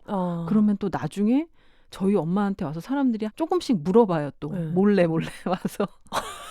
뭐라고 물어봐요? 며느리하고 사위는 어떻게 하고 아들하고 딸하고 왔냐고. 그걸 아예 상상하지 않으시는구나. 네. 그 결혼을 안 한 상태일 수 있다는 것을. 맞아요. 예. 어머. 당연히 결혼을 뭔가 이상하다라고 느끼는 거죠. 그걸 정말 이상하다라고 느꼈던 것 같아요. 그래서 당연히 뭔가 그 결혼을 했을 만한 나이인데 왜 저렇게 남매가 왔을까라고 했는데 처음에는 엄마도 그게 너무 이제 싫으시니까 피해 다니고 막 사람들 막 이제 그랬는데 나중에는 그냥 막 이제 대놓고 얘기를 했죠. 네. 조금 그러고 나니까 이제 지금은 워낙 바뀌어서 뭐 그럴 만한 피곤한 일은 없을 것 같기는 해요. 그래서 지금은 오히려 저희 엄마가 이제 패키지 여행을 저희는 이제는 못 가겠구나라고 생각을 해요. 엄마가 왜냐면 다른 사람한테 민폐가 될 것 같아서 단체로 움직여야 예, 되니까. 그래서 그렇다면 이제 그냥 국내 여행 좋은 데를 좀 모시고 다녀야 되겠다. 국내는 편하니까. 근데 지금도 잘했다라고 생각되는 거는 엄마랑 원 없이 여행을 다녔던 것 같아요. 어디 가셨어요? 그러니까 저랑 따로 가기도 하고 셋이 같이 가기도 하고 오빠랑 엄마랑 가기도 했는데 저희 엄마가 저희 세 식구 중에서 가장 많은 나라를 다녔어요. 이렇게 교집합이니까. 네. 엄마 같은 경우는 서유럽, 그러니까 유럽 쪽은 다 가셨어요. 북유럽, 서유럽, 동유럽, 뭐 동남아시아도 다 가시고 중국, 일본 다 가시고 네. 많이 가셨기 때문에 그런 거는 되게 좋았었고 저는 패키지 여행은 지금은 또 패키지 여행도 코로나 끝나고 나서 프로그램이 또 많이 달라졌다고 네, 하더라고요. 맞아요. 그래서 저는 부모님하고 가시는 거 완전히 추천해요. 되게 저는 되게 잘한 일 중에 하나였고 엄마랑도 지금 그게 되게 좋은 추억으로 많이 남거든요. 좋았던 것 같아요. 책에서도 그때 어머니랑 같이 여행 가셨다가 휠체어 타고 여행 온 얘기를 하면서 저도 그걸 보고 뭔가 머리를 진짜 깡 맞은 것처럼 나는 왜 엄마가 아빠가 요즘에 몸이 안 좋으니까 못 간다 이렇게만 생각을 했지. 진짜 제목에서 얘기하는 것처럼 그냥 각자의 리듬이 있으면 그거에 맞춘 여행을 할 수도 있는데 근데 어머니가 거기서 휠체어 탄 사람을 보면서도 나중에 데리고 다니라고 얘기하신 게 이 생각을 왜 못했지라는 생각을 한 거예요. 그때 들으셨을 때 어떠셨어요? 아니 저는 너무 좋았어요. 엄마가 그렇게 얘기를 해주시는 게 그 다른 나라 갔을 때 이제 그 광경을 본 거거든요. 어디 갔을 때 보신 거예요, 어머니가? 그게 한 대만에 갔을 때였으니까 네. 한 코로나 전이었거든요. 바로 터지기 전이었었으니까 네. 한 4년 전인가 그 정도 됐던 것 얼마 안 같아요. 됐네요, 예, 그래도.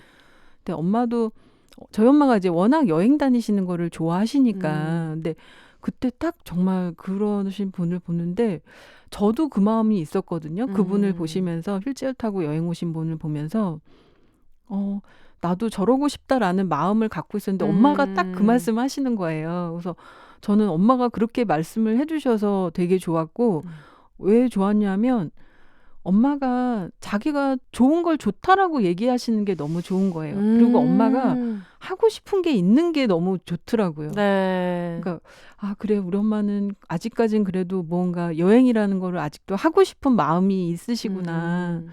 그렇게 하고 싶은 게 아예 없는 게 되게 슬픈 거지. 그쵸. 예, 그래서 나중에라도 지금도 그래요. 엄마랑 하면 내가 엄마 몸 불편해도 그냥 내가 모시고 다닐게 걱정하지 마 막 그러거든요. 아니야 이런 말 절대 안 하세요.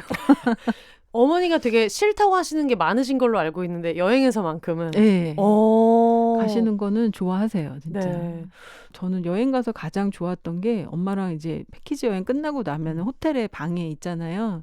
딱 들어오면 항상 맥주를 사와요. 네.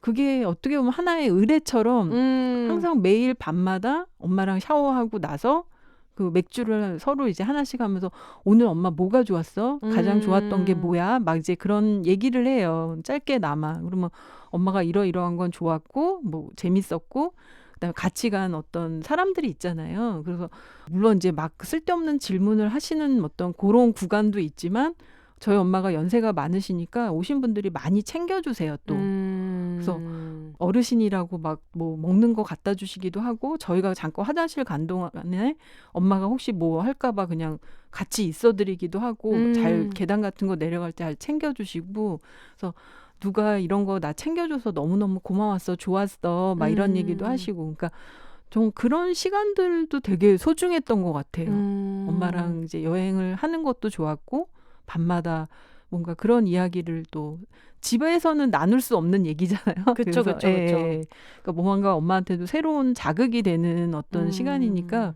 그런 시간도 되게 행복했어요. 작가님 얘기 들어보니까 그런 것도 있는 것 같아요. 남한테 도움을 받아야 되는 상황일 때 그거를 우리는 되게 민폐라고만 생각하기 좋은데 저는 근데 제 친구들이랑 급격하게 가까워지거나 어떤 다른 단계의 관계로 넘어갈 수 있었던 거는 항상 제가 뭐를 도와달라고 할 맞아요. 때였던 것 같거든요. 그래서 그런 걸 왜 민폐라고만 생각했을까? 여행 중에 만약에 그런 일이 있으면 뭐 이 사람 나 때문에 뭐 어디를 못 가고 이런 차원이 아니고 그렇게 서로 막 나서서 도와주는 경험을 하면 그것도 되게 중요한 추억일 수 있는데 그걸 되게 막 숨겨야 되고 남한테 폐를 끼치는 거고 그렇게만 생각을 저도 모르게 지금까지는 했었던 것 같아요. 그런 것도 있겠죠. 은연히. 근데 저는 작가님네 집 일상을 이렇게 그린 부분이 되게 따뜻했었거든요. 요즘은 아침에 일어나면 루틴이 어떻게 되세요? 책에 있었을 때랑 비슷하세요? 거의 비슷한 편이에요. 저희가 굉장히 막 그리고 생각해보니까 되게 규칙적으로 사는구나 생각이 드는데 차를 일단은 뭐 마시는 날이 일단은 많고요. 그리고 나서 뭐 간단하게 뭐 스트레칭 같은 거 하고 네. 차 마실 때 이제 엄마도 보통은 저보다 먼저 깨 계시니까 그래서 같이 뭐 그때 잠깐 얘기하기도 하고 뭐 잘 잤어? 뭐 그런 얘기하면 뭐 맨날 못 주무셨다고는 하는데 왜 못 주무셨는지를 똑같은 얘기를 거의 비슷한 얘기를 이제 아침마다 차 마시면서 듣기도 하고 그렇게 하고 뭐 아침 준비를 이제 같이 해요. 네. 뭐 대단한 걸 하진 않지만 그리고 강아지 산책시키고 그다음에 이제 저도 원고 쓰고 뭐 이런 식으로 아침에는 별다른 거는 없는데 거의 그런 식으로 루틴인 것 같아요. 거기 그런 얘기가 나오잖아요. 아침에 일어나면 작가님이 어머니 방문 열고 강아지도 같이 이렇게 오고 해서 인사를 하는데 어머니가 이제 어느 날 문 열었는데 내가 없으면 너네 어떡하냐고 이렇게 우셨다는 얘기 듣고 거기서 너무 슬펐거든요. 저도 그때 막 울었어요. 보통은 이제 엄마가 일어나셔서 아침에 제가 이제 명심보감 글쓰기 한자 쓰기 책을 드렸어요. 네. 그거 쓰시라고 아침마다 그거랑 이제 색칠하는 거를 해서 아침에 엄마 일찍 일어나시니까 그걸 하시거든요. 네. 그러면 이제 아침에 일어나서 보면 엄마 방 불이 이렇게 켜져 있는 게 보여요. 네. 그럼 이제 들어가면서 이제 잘 주무셨냐고 이제 인사를 하는데 그날은 또 왜 그러는지 모르겠는데 우리 엄마가 갑자기 뭔가 제가 안 돼 보였었는지 내가 이거 없으면 너 어떡하냐 막 이제 그러시면서 그 엄마한테도 이제 그게 루틴인데 저도 걱정되기는 해요. 뭔가 나도 이렇게 항상 엄마와 함께하는 이 루틴이 뭔가 깨지고 그 자리에 누가 항상 있었던 사람이 사라졌을 때의 어떤 또 그런 부분들이 아직 오지 않은 미래지만 저도 생각하면은 좀 두렵기도 한데 그거를 뭐 미리 내가 그거를 할 필요는 없으니까.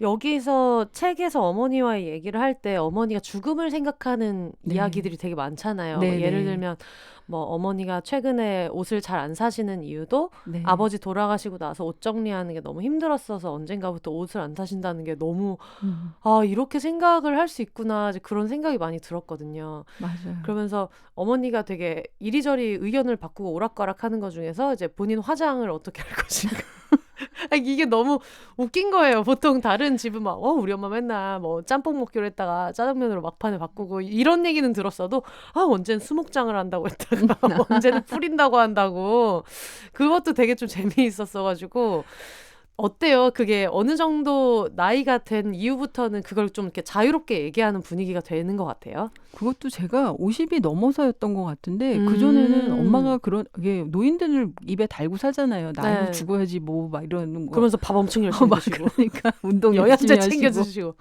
근데 그전에 엄마가 이제 되게 진지하게 뭐 나 죽으면은 저기 올림픽 공원에 뭐 그 되게 좋아하는 나무가 있는데 거기 묻어달라고 그러는데 그때는 처음 그 말할 때는 너무 듣기가 싫은 거예요. 이런 얘기를 안 했으면 좋겠는 거야. 엄마가 그런 얘기를 할 때마다 너무 내가 슬퍼서 엄마한테 뭐라고 답을 할 수가 없는 거예요. 눈물이 너무 나오고 해서. 근데 이제 시간이 지나니까 이제 그거는 내가 받아들여야 되는 부분이고 주변에서도 얘기를 많이 듣죠. 이게 그냥 아무런 얘기 없이 준비 없이 뭔가를 맞이하는 거는 굉장히 더 당황스럽고 더 그게 슬픈 일일 수도 있겠다라는 생각이 들어서 엄마가 그런 얘기를 할 때 이제는 조금 저도 이제 받아들인 부분이 있어서 그런지 엄마가 이제 나 죽은 다음엔 이렇게 해줘라고 했을 때 자연스럽게 얘기하고 지금 또 바뀌었어요. 그래서 뭐 뿌려달라고 했다가 뭐 나무 밑에 뭐 해달라고 그랬다가 음. 내가 불법이라고 하니까 그러냐 막 그러더니 그러면은 수목장 해달랬다가 지금은 수목장이 또 뭐 관리가 또 뭐 하려면 돈이 많이 들고 뭐 힘들다 뭐 해갖고서 지금은 또 잔디로 해달라고. 잔디로도 해요? 네, 그렇다고 그러더라고요. 오. 몇 평 정도 해갖고서 네. 잔디로 하는데 그게 더 낫다더라 막 그러면서 본인도 뭔가 어디서 이렇게 친구분들하고 들으신 거예요. 네. 그 정보를 이제 저한테 와서 나눠주시는 건데 오빠랑 같이 있을 때 그런 얘기도 하고 저희는 유산에 대한 얘기도 해요. 네. 저희 엄마가 뭔가를 갖고 계신 분은 아닌데 그런 거 있을 때 엄마가 이러이러한 것들이 있고 엄마 폐물을 뭐 결혼할 때 가져온 것들도 있고 이러는데 옛날에는 뭐 그런 얘기를 하냐 막 이랬었는데 텔레비에서도 그랬나 막 근데 그런 것들을 명확하게 이야기하지 않고 뭔가 떠났을 때 그게 오히려 자식들 간의 분쟁이 되고 그러니까 서로 그거는 이렇게 살아 계실 때 정확하게 얘기하는 게 좋다라는 얘기를 하더라고요. 그게 네. 이제 엄마의 장례를 어떻게 치르느냐의 어떤 그런 부분들에서부터 그런 엄마가 돌아가신 다음에 그런 재산의 부분이라든지 그리고 엄마가 거동을 만약에 못 하실 경우에는 오빠랑 저랑 어떻게 이 부분을 분담해서 엄마를 케어하고 우리가 보살필 건지 그런 부분들을 투명하게 얘기를 하는 게 자세하게 하는 게 훨씬 더 좋다라고 얘기를 하더라고요. 제가 네. 어떤 책에서 봤을 때 되게 좋았거든요. 그렇게 하시는 분들이.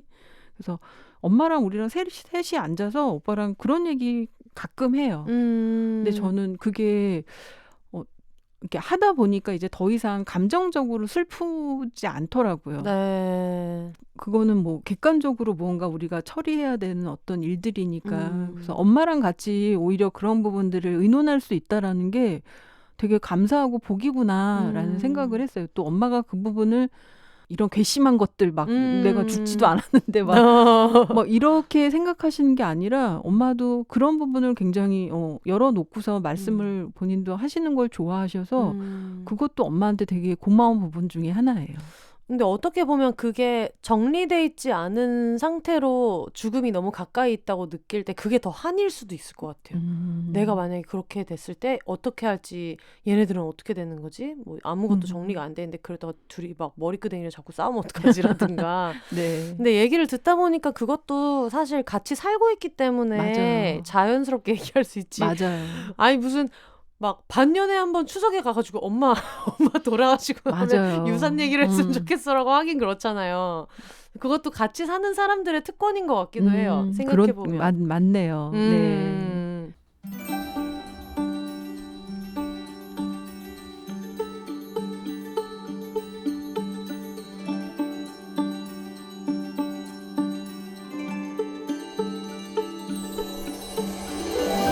비욘세의 장기 파트너사로 함께하고 있는 프리미엄 종합 덴탈 케어 브랜드 테라브레스.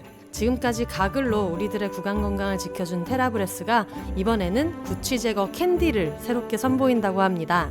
구취 제거에 늘 진심인 테라브레스가 작정하고 출시한 로젠지 캔디.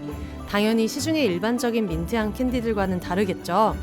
테라브레스 로젠지에는 특별한 국내 독점 원료가 들어있다고 하는데요. 그 원료는 바로 독특한 향과 맛으로 침샘을 자극하는 천연 약용 허브 잠부입니다. 테라브레스 창립자 카츠 박사의 비법 원료인 잠부는 특유의 짜릿한 사용감으로 치매 분비를 촉진시켜서 구취를 유발하는 박테리아가 살 수 없는 환경을 만들어주는 효과가 있습니다. 특히 한국에서 공식 유통하는 제품은 미국 오리지널 버전보다 이 잠부의 함유량을 더욱 높여서 지금껏 경험해보지 못한 초강력 상쾌함을 제공한다는데요.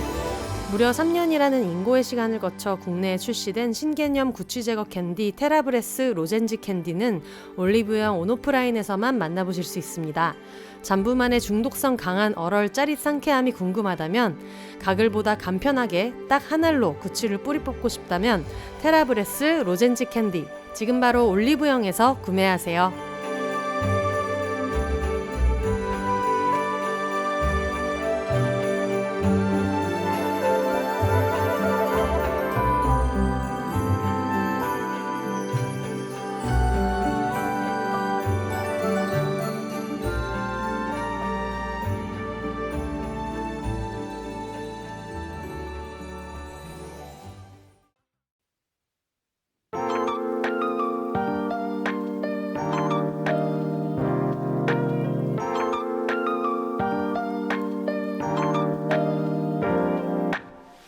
비욘세를 방송 밖에서 가장 가까이 만날 수 있는 곳, 바로 비욘세닷컴입니다. 방송과 관련된 각종 소식을 확인하거나 청취자분들의 근황과 사연을 보내실 수도 있고요. 청취자 티 팍팍 낼 수 있는 교복 같은 아이템, 비욘세 반소매 리사이클 티셔츠와 이겨내야지 맨투맨, 공식 500장 같은 굿즈도 만나실 수 있습니다. 마음에 드는 에피소드가 있으셨다면 비욘세가 오래 지속될 수 있도록 1,000원부터 자유롭게 셀프 청취료도 내실 수 있습니다. 지금 www.behonse.com 비욘세닷컴에 접속하셔서 가장 빠르고 가깝게 팟캐스트 비욘세를 만나보세요.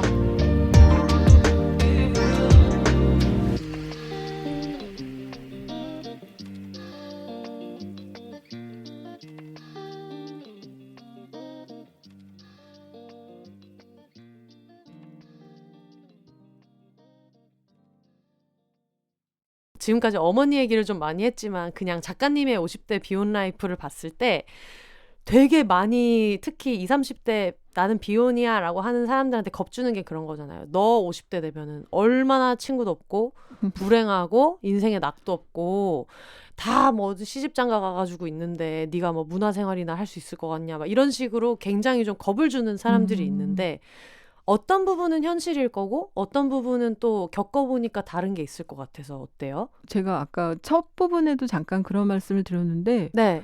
저는 어쩌다 비혼이지만 그래서 뭐 제가 생각하지 못해서 당황하고 뭔가 이렇게 방황하는 시간도 있었지만 살아보니 50이 돼보니 아 이렇게 혼자 사는 삶도 그렇게 나쁘지 않구나라는 거를 요즘에 많이 느끼거든요. 네. 제가 20대나 30대 때 생각했던 비혼은 정말 약간 구린 이미지의 막 그런 비혼이거나 아니면 정말 아주 너무 골드미스 막 그때 우리 때 그런 얘기했고 지금은 골드미스라는 말이 굉장히 오랜만인 느낌이 네. 있어요.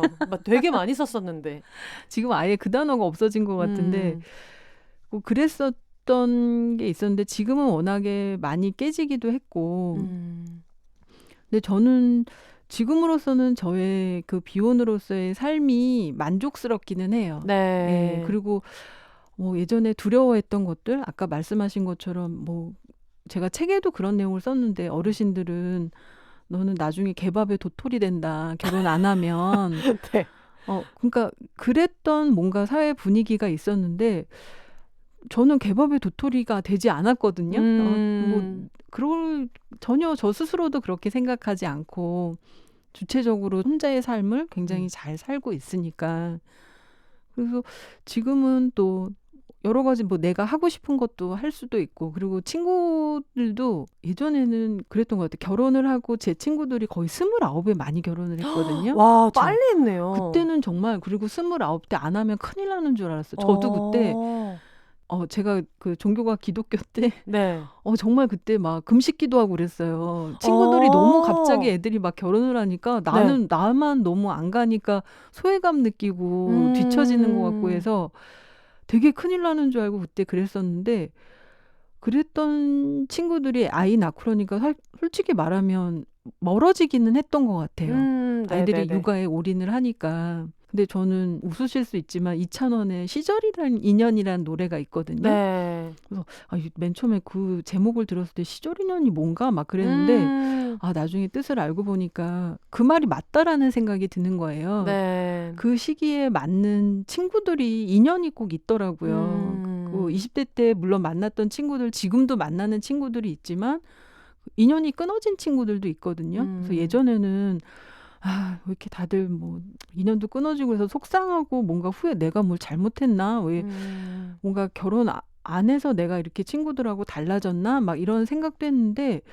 살다 보니 그건 아니구나. 사람은 다 그 어떤 자기의 시기에 맞춰서 만나는 인연도 다르고 그 인연을 어떻게 좋게 만들어 가느냐는 또 나의 역할이기도 하고 근데 돌아보면 또 30대 때 20대 때 친구들이 다 결혼해서 사라졌지만 또 30대에 만났던 친구들은 애 키우는 친구들도 만났거든요. 그 당시에 새로운 친구들. 그러다가 그 친구들하고 계속 인연이 닿아서 지금까지도 만난 친구들이 있고 또 40대 때 만나서 또 그때 만나서 잘 친해진 친구들도 있고 그리고 50이 되니까 친구들이 돌아와요.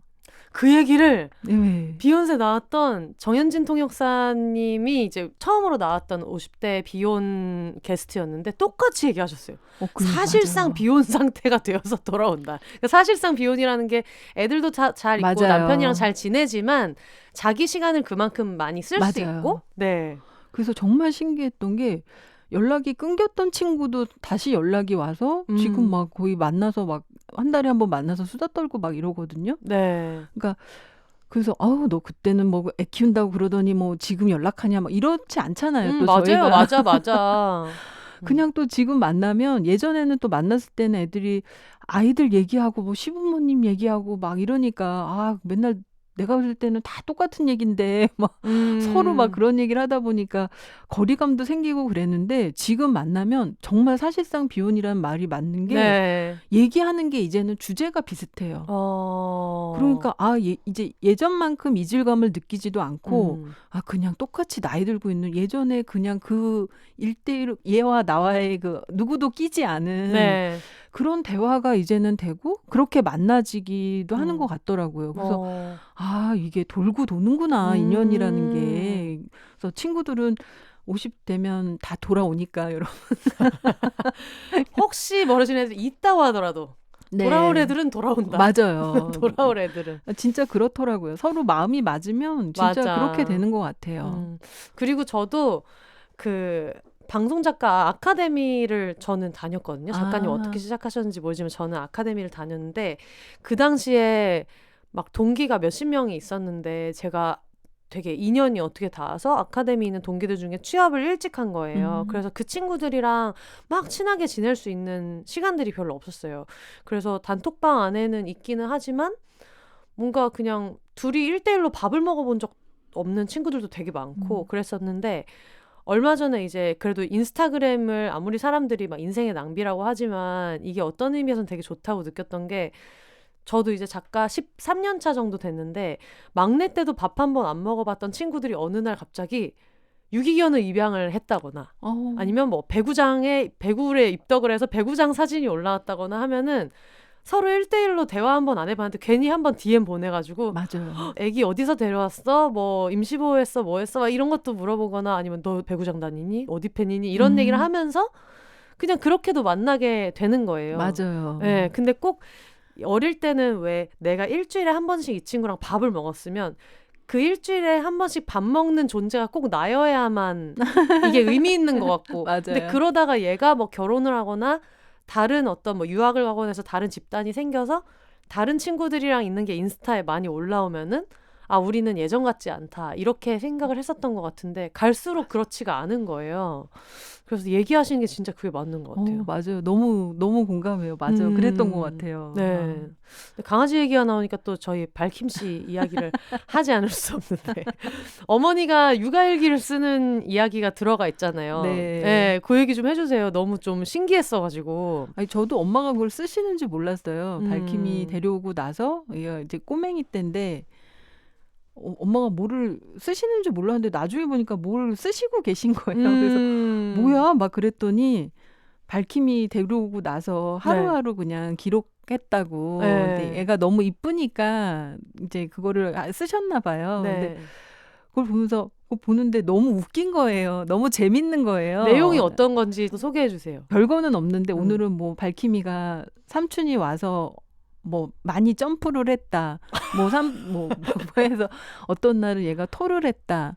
뭐를 잘못 먹었을까? 밝힘아 건강해야 돼. 너가 아프면 엄마랑 삼촌이랑 할머니가 마음이 아파. 막 이제 이런 거. 네네네. 그런 어떤 사소한 거기는 한데 엄마가 이제 얘를 바라보는 어떤 사랑스러운 그 시선이나 이런 것도 그렇고 제일 좋았던 게 저는 그냥 우리 엄마가 나의 육아일기를 쓰시지는 않았지만 엄마가 내가 아기 때 우리 엄마가 이런 마음으로 나를 보셨겠구나라는 게 너무 이렇게 느껴지는 거예요. 오빠 육아일기는 쓰시지 않았을까요? 그랬겠다. 오빠가 맞아요. 저희 언니 건 썼더라고요. 그러셨구나. 그 부분이 좀 화가 납니다. 근데 강아지 그거를 쓰실 거라고 생각을 못 했는데 그러네요. 예, 저희 엄마가 예, 좀 엉뚱한 면이 있으신 것 같아요. 발킴이 소개 좀 해주세요. 발킴이 몇 살이고 언제부터 같이 살기 시작했는지. 발킴이는 사실 제가 갱년기가 너무 심할 때 네. 제가 그때는 너무 갱년기가 너무 심하게 와가지고 네. 삶의 모든 우울을 짊어지고 살았었거든요. 그래서 그때는 뭐 의욕도 없고 너무 이제 비관적이 되더라고요. 그랬을 때 유일하게 제가 하고 싶었던 게 워낙 어릴 때부터 저는 강아지를 키우고 싶었는데 저희 엄마가 절대 반대를 하셨었어요. 정말 안 된다. 그리고 제가 그때는 또 수입도 없을 때여가지고 강아지를 데려와서 얘랑 같이 생활하는데 지갑으로 키운다는 말이 있잖아요. 네. 그러니까 엄마는 걱정이 되셨던 것 같아요. 네. 돈도 없는데 네가 쟤 데려와서 어떻게 책임지냐 이랬는데 그때는 그런 말이 하나도 안 들어오고 저도 이성적인 생각이 안 될 때라 갱년기 이 호르몬에 의해서 그래서 엄마가 저한테 져주셨죠. 그렇게 반대를 하시다가 데려왔는데 더 이뻐하세요. 지금 항상 그러셨듯이 모든 이제 인스타 보면은 왜 반대하셨던 부모님들이 더 좋아하시는 것처럼 얘가 5살 되는구나. 얘 있고 한 1년 뒤에 이제 코로나가 터졌으니까 그때 솔직히 하면은 발킴이 덕분에 저희는 코로나가 힘들지 않았어요. 얘 때문에 많이 웃고 얘 이제 산책시키고 막 이제 그랬었던 기억이 있어서 너가 우리를 살렸다. 우리가 맨날 그러거든요. 지금도 너무너무 얘 때문에 저희가 다 나이 50대 2명에 저희 오빠는 뭐 가끔 오지만 80대 웃을 일이 뭐가 있겠어요. 근데 얘 때문에 많이 웃고 대화도 더 많이 하게 되고 뭐 얘 아프대 뭐 네. 하면은 뭐 오빠랑 되게 대면했거든요. 말도 별로 이렇게 많이 하지 않고. 근데 네. 발킴이 오고 나서 오빠가 이제 발킴이를 너무 좋아하니까 얘한테 꽂혀가지고 너무 얘를 이제 진짜 사랑해요. 그러니까 얘로 인해서 오빠랑 되게 대화를 많이 하게 됐어요. 가족들이 관계가 발킴이가 정말 하나로 이렇게 모아주더라고요. 그래서 얘한테 되게 고맙죠. 근데 아까 얘기하셨던 것처럼 처음에는 어머니가 반대를 하셨다가 어쨌든 데리고 올 때는 어머니가 반대하는데 무턱대고 이렇게 데려온 게 아니라 결국은 어머니가 결심을 하셔가지고 맞아요. 이제 오게 된 거잖아요. 예. 또 이제 이런 얘기를 꼭 들으면은 저렇게 된대 하면서 또 덜컥 데려오는 사람들이 있기 때문에 이걸 꼭 얘기해 드려야 될 것 같고. 그러면 정말 안 될 것 같아. 근데 왜냐면 어머니가 되게 큰 결심을 하셨다고 느끼는 게 이름도 어머니가 맞아요. 지으신 거죠. 네. 네. 밝고 힘차게였나요? 밝고 힘차게 살라고 그래서 발킴인데 네. 그 음란마귀 씹으신 분들은 뭘 이렇게 밝히냐고 그러고 저 그래가지고 발킴이 얼굴이 너무 궁금한 거예요. 그래서 작가님 인스타를 찾는데 동명이 맞아 위에서부터 찾다가 이제 포기를 하고 안 되겠다.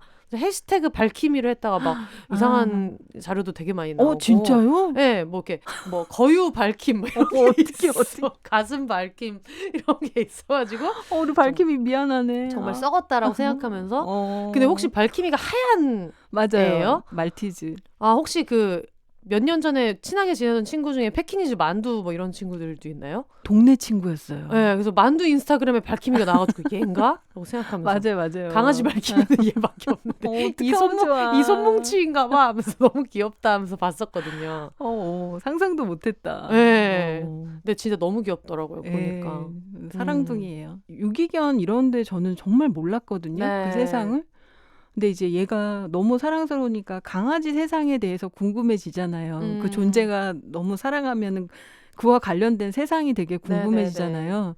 그러다 보니까 유기견이라는 그런 세상에 대해서 알게 됐어요. 처음에 데려올 때는 이제 몰랐으니까. 근데 너무 요즘에도 뭐 그런 사회적인 문제가 많이 되고는 있지만 막 그렇게 불법 번식하고 버리는 사람들도 너무 많고 그래서 그런 쪽으로 많이 관심을 갖게 돼서 비혼이 다 그렇지는 않지만 어쨌든 선입견들이 있잖아요. 그러니까 그런 자기 안에만 뭐 같이 살고 내가 좋아하는 것만 할 것 같고.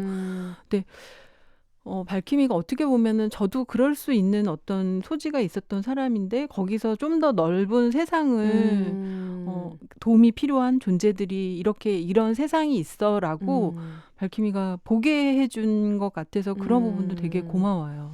그쵸. 보고 있으면 생각할 수밖에 없을 것 같아요. 맞아요. 얘네 엄마는 맞아요. 누구였을까? 예. 그리고 또 나중에 막 이렇게 보도되는 거 보면은 그런 발키미네 네. 엄마도 이런 환경에서 애를 낳았을까도 생각하게 되고. 맞아요. 저도 이제 친구들 중에서 사실 그렇게 하면 안 되지만 본인도 조금 후회하고 있는 부분은 좀 충동적으로 아이를 데리고 온 것 같아요. 이런 지식도 없고 이럴 때 뭔가 그냥 어느 날 뭐에 꽂혀서 너무 힘들고 이런 시기에. 근데 사실 그렇게 데리고 오면 안 되지만 데리고 와서 이제 그런 세계를 알고 나니까 이미 우리 집에 온 애들은 평생 키우는 게 당연한 책임이고 이제 그거랑 동시에 그때부터 이제 이걸 파기 시작한 거예요. 네. 그러면서 지금은 뭐 정기 후원 같은 것도 네. 하고 이렇게 하면서도 오히려 그런 후회가 되게 많이 남으니까 지금이라도 할 수 있는 건 뭐가 있을까라고 생각하는 친구들도 있고 맞아요. 예전에 비욘세에서도 그 반려 친구들, 털 친구들 자랑 대회 같은 걸 했었는데 거기서도 되게 많은 분들이 그런 사연을 주셨었거든요. 처음에 얘를 데려올 때는 그런 걸 몰라서 사실 그걸 모르는 것도 사회의 책임이라는 것도 있는 거잖아요. 개인이 다 파악할 수 없는 세상이 있으니까. 네. 그래서 그만큼 뭔가 얘가 이런 세상을 열어줘서 후회할 건 후회하는 거고 책임질 건 책임지는 거고 뭔가 네. 다른 삶을 생각하게 된다고 얘기하신 분들이 있어가지고 네.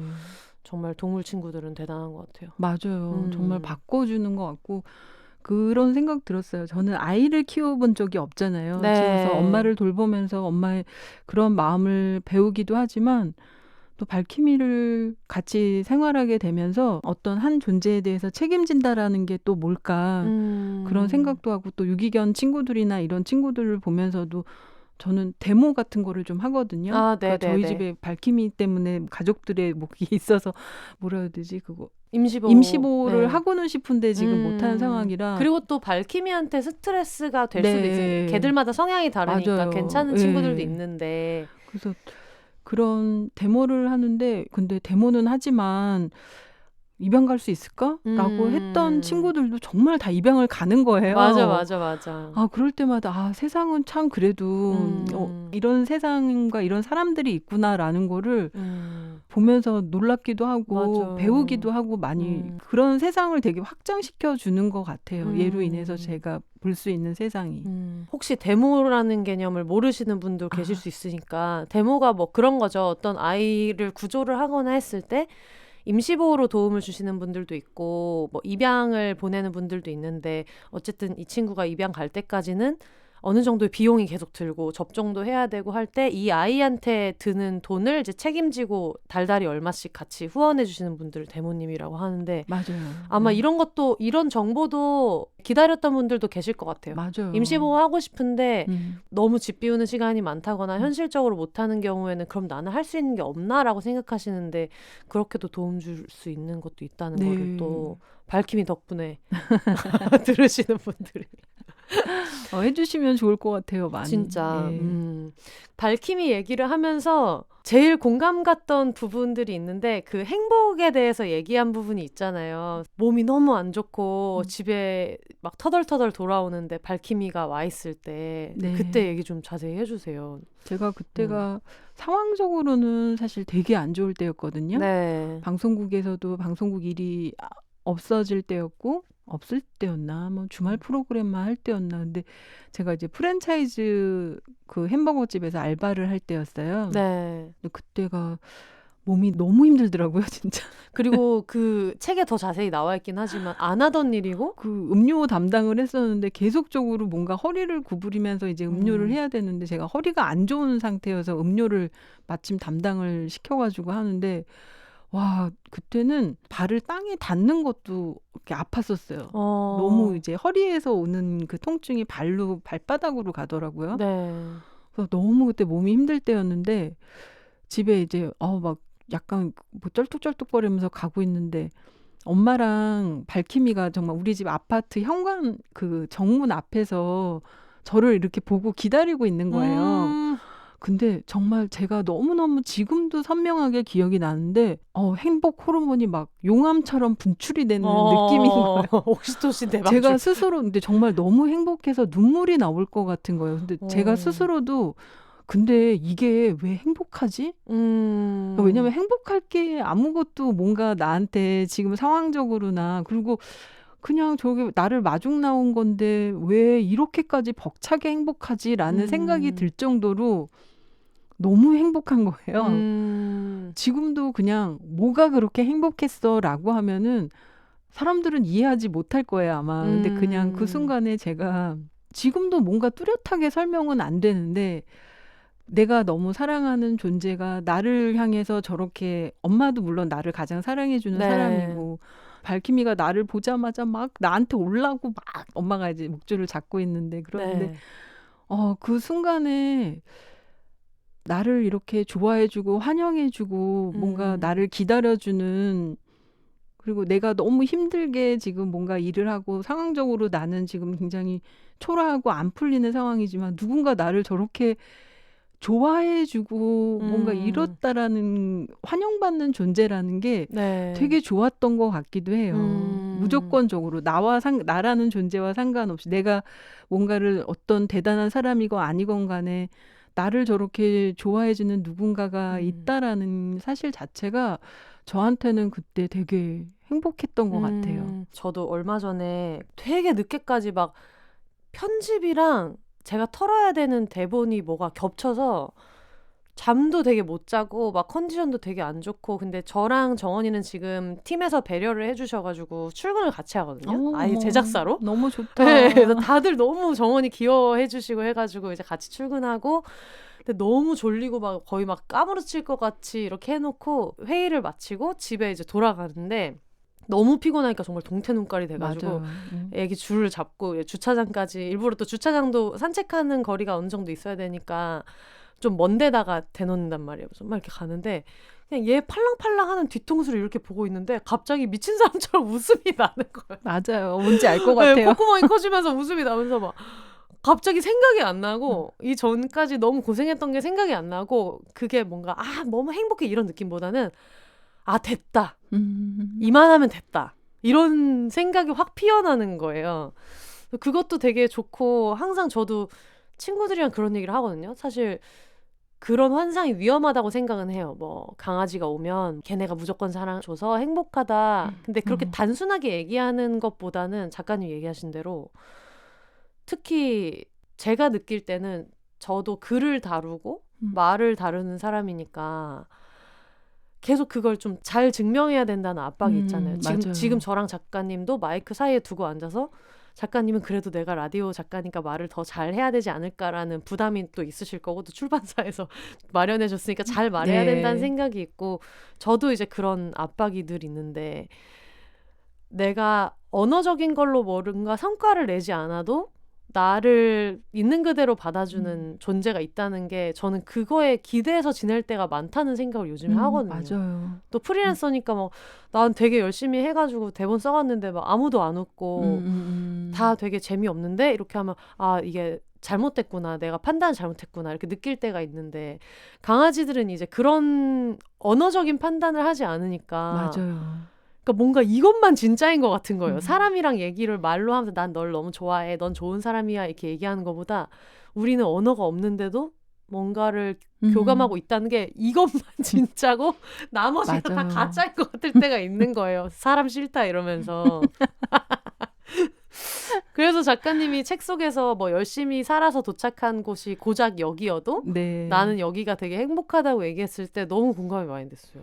그때 이제 그 느꼈던 행복이 너무 강렬해서 그냥 별거 아니구나. 예전에는 행복이라는 게 무언가를 성취한 어떤 순간이라든지 약간 불꽃 축제처럼 뭔가 막 화려한 게 뭔가 터지는 그리고 내가 완전히 바랬던 무언가가 이루어지거나 내가 원했던 그림이 뭔가 보여지는 어떤 그런 거라고 생각했는데 그때 발키미가 마중 나왔을 때 그 행복을 딱 너무 강렬해서 별것이 아니었는데 내가 어떻게 보면은 잘못된 거를 추구하고 살았었구나라는 생각이 들더라고요. 그러니까 내가 서 있는 땅에 대한 어떤 항상 불만이 있는 거야. 그러니까 이게 만족이 아니라 나는 좀 다른 데 있어야 되는 사람인데 왜 여기밖에 나는 안 와 있을까. 항상 스스로를 볼 때 결핍이 있다라고 생각을 했던 것 같아요. 근데 나중에는 생각이 바뀐 게 아니 결핍이 있으면 어때. 사실 그리고 글을 쓰면서 느꼈던 거는 아, 결핍이 있기 때문에 내가 또 글을 쓸 수 있었구나라는 생각이 들더라고요. 그 결핍이 어떻게 보면은 굉장히 좋은 저한테는 소재였거든요. 네. 그러니까 스스로를 많이 되돌아보게 하는 그래서 행복이라는 것에 대해서도 다시 한번 아, 그래, 별거 아니고 소소하게 이런 걸로도 행복할 수 있는 건데 그런 생각도 했었었고 내가 있는 자리가 어떠하든지 간에 네. 그냥 내가 여기서 만족하고 스스로를 그렇게 나를 존중하면서 살면 되는 건데 나는 왜 항상 내가 서 있는 곳이 아니라 딴 데를 바라보고 있었을까. 그러니까 불만이 있을 수밖에 없었던 네. 것 같고 그런 부분들을 굉장히 많이 그런 단계를 거치는데 네. 되게 중요한 어떤 사건이었던 것 같아요. 근데 저는 지금 작가님 얘기 들으면서 이게 제가 너무 기다렸던 얘기인 것 같다는 생각이 드는 게 저도 이제 프리랜서로 일하니까 어떨 때는 막 프로젝트 3군데에서 막 하자고 해가지고 막 오전 오후 쪼개서 오전엔 여기 회의해주고 저기 회의해주고 막 이렇게 잘 될 때가 있고 진짜 몇 달 동안 아무도 나를 안 부르고 그럴 때도 있고 그걸 둘 다 겪잖아요. 맞아요. 근데 작가님 얘기하신 대로 일이 없고 이러면 아, 내가 이럴 사람이 아닌데 왜 일이 없지라고 생각하는 데서 오는 불안도 있지만 맞아요. 좀 돌이켜보면 엄청 잘 나간다는 말을 듣던 어떤 구간에서도 그게 내 거라는 생각이 안 들었던 것 같아요. 맞아요. 제가 이걸 얘기해 본 거는 저 스스로도 인정한 게 지금 말하면서가 처음인 것 같은데 뭐 그냥 엄마 아빠한테 얘기할 때 이러다가 또 뭐 막 골라서 해야 되고 정신없게 바쁜 때 와 막 이렇게 말은 하지만 정작 제가 그 한복판에 있을 때도 이게 완전히 내 거라고 생각을 못해서 그래서 거기에서도 불안을 느꼈던 것 같아요. 맞아요. 근데 저희 정원이랑 같이 있으면 그냥 눈앞에 있는 이 현실이 내 거라는 거 그냥 이건 내가 씹어먹어도 될 것 같다. 이 기쁨은 씹어먹어도 될 것 같다는 안심이 되니까 거기서 오는 기쁨이 있나 봐요. 맞아요. 안심이 된다라는 표현이 딱 맞는 것 네. 같아요. 맞아요. 어머. 지금 저 혼자 지금 어딘가에 가 있습니다. 몇 달간 하던 많은 고민과 이제 이런 생각하면서 그 와중에 저희가 지금 2시간이나 얘기했다는 거지. 그래요? 시간을 보다가 아니겠지 하다가 지금 제가 너무 깜짝 놀래가지고 너무 신나서 얘기를 하다 보니까 너무 얘기가 길어져가지고 그래도 좀 여쭤보고 싶은 것들이 몇 가지가 그래도 있는데 네. 어떤 분들이 읽어주셨으면 좋겠어요? 출판사에서 맨 처음에 이제 원했던 어떤 거는 비혼의 이야기와 또 네. 50대와 80대 모녀가 사는 이야기가 서로 같이 이제 있었으면 좋겠다라고 했는데 저도 그 부분은 되게 동의를 했어요. 그래서 비혼의 이야기가 더 많아져야 된다라고 저는 생각을 하거든요. 네. 아까 혼세님이 쓰셨던 그 추천사에도 제가 감동받았던 부분들이 이런 말을 해줄 사람을 기다렸다라는 게 저도 항상 기다렸던 것 같아요. 네. 근데 저는 뭐 있었겠지만 찾지 못해서 약간 그랬던 시간들이 있었는데 그래서 누군가 작은 목소리고 별거 아닌 이야기일 수도 있지만 이런 이야기들을 한두 사람씩 하다 보면 무언가 변하지 않을까라는 생각을 해요. 그래서 같은 생각을 갖고 있는 또 상황에 있는 분들이 읽어주시면 좋을 것 같고요. 비혼인 사람도 좋고 그리고 같이 또 지금 모녀 관계에 있으신 분들이 많고 고민이 있으신 분들도 있으시잖아요. 네. 또 돌봄에 대한 생각을 또 갖고 계신 분들도 계실 거고 그러니까 여러 가지가 농축되어 있다라고 생각이 들거든요. 그래서 그런 같은 고민을 갖고 비혼으로서 어떻게 내가 뭔가를 준비해야 될까 네. 그런 고민을 갖고 계신 분들이 읽어주셔도 좋을 것 같고요. 저는 단지 비혼뿐만 아니라 더 나아가서는 비혼이 아니어도 비혼의 삶을 이해하고 싶은 분들이 읽으셔도 좋을 것 같다라는 생각이 중요한 들어요. 것 같아요. 예.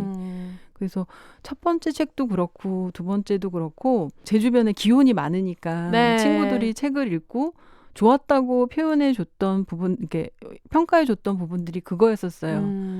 그냥 친구들을 만나서도 세세하게 책처럼 얘기를 하진 않잖아요. 내 사유나 이런 부분들을. 근데 그 친구들이 이해하게 됐다라고 얘기를 하더라고요. 그리고 중간에 말 실수하는 부분들도 있잖아요. 뭐 예를 들면 멀쩡한데 왜 결혼 안 했냐 막 이제 이런 식의 어떤 그냥 흘렸던 말들도 얘네들도 다시 한번 생각하게 됐다라는 얘기들도 하고 그래서 기혼이어도 비혼이 아니어도 책을 읽으면 비혼인 친구들을 이해하는 데 도움이 되지 않을까라는 네. 생각을 합니다.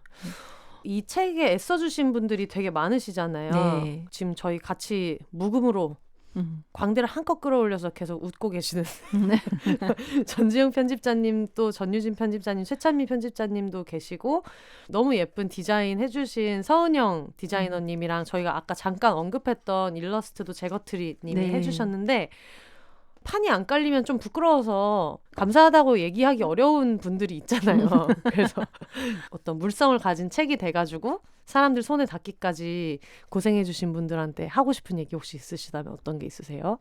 아니 제가 오늘 이 편집자님이 오시는지 몰랐어요. 전지현 편집자님이. 그래서 아까 문자를 보내셨길래 오늘 오세요? 내가 막 그랬거든요. 오신다는 걸 모르는 상태에서 제가 그 질문을 이렇게 생각하면서 제일 먼저 떠올린 분이 우리 전지현 편집자님이에요. 제 주변에 MZ 세대가 없거든요. 네. 유일한 20대. 그래서 되게 궁금했어요. 처음에 만났을 때 20대 편집자님이시라고 해서 솔직히 말씀드리면 약간 걱정되는 부분도 있었고 이해하실 수 있을까라고 했는데 그럼요.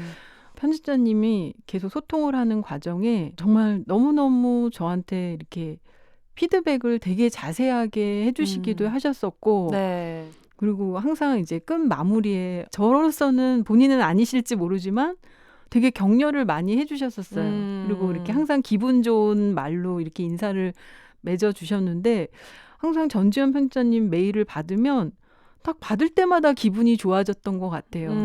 그래서 그리고 뭔가 소통을 할 때도 책에 있어서도 꼼꼼하게 이분이 뭔가 잘 하시려고 굉장히 애를 쓰고 계시구나라는 생각을 했고 제가 처음에 걱정했던 이해하실 수 있을까 막 그랬는데 이제 MZ의 입장에서겠죠. 그래서 좋았던 부분이나 이런 부분들도 잘 얘기해 줘서 저도 도움이 많이 됐던 것 같아요. 어떤 부분들이 이런 부분들도 먹히는구나 라는 생각도 했었고 했었고 되게 진행하는 과정 중에 굉장히 고마웠고 덕을 많이 본 사람이 우리 전지영 편집자님입니다. 마이크를 열어드릴 걸.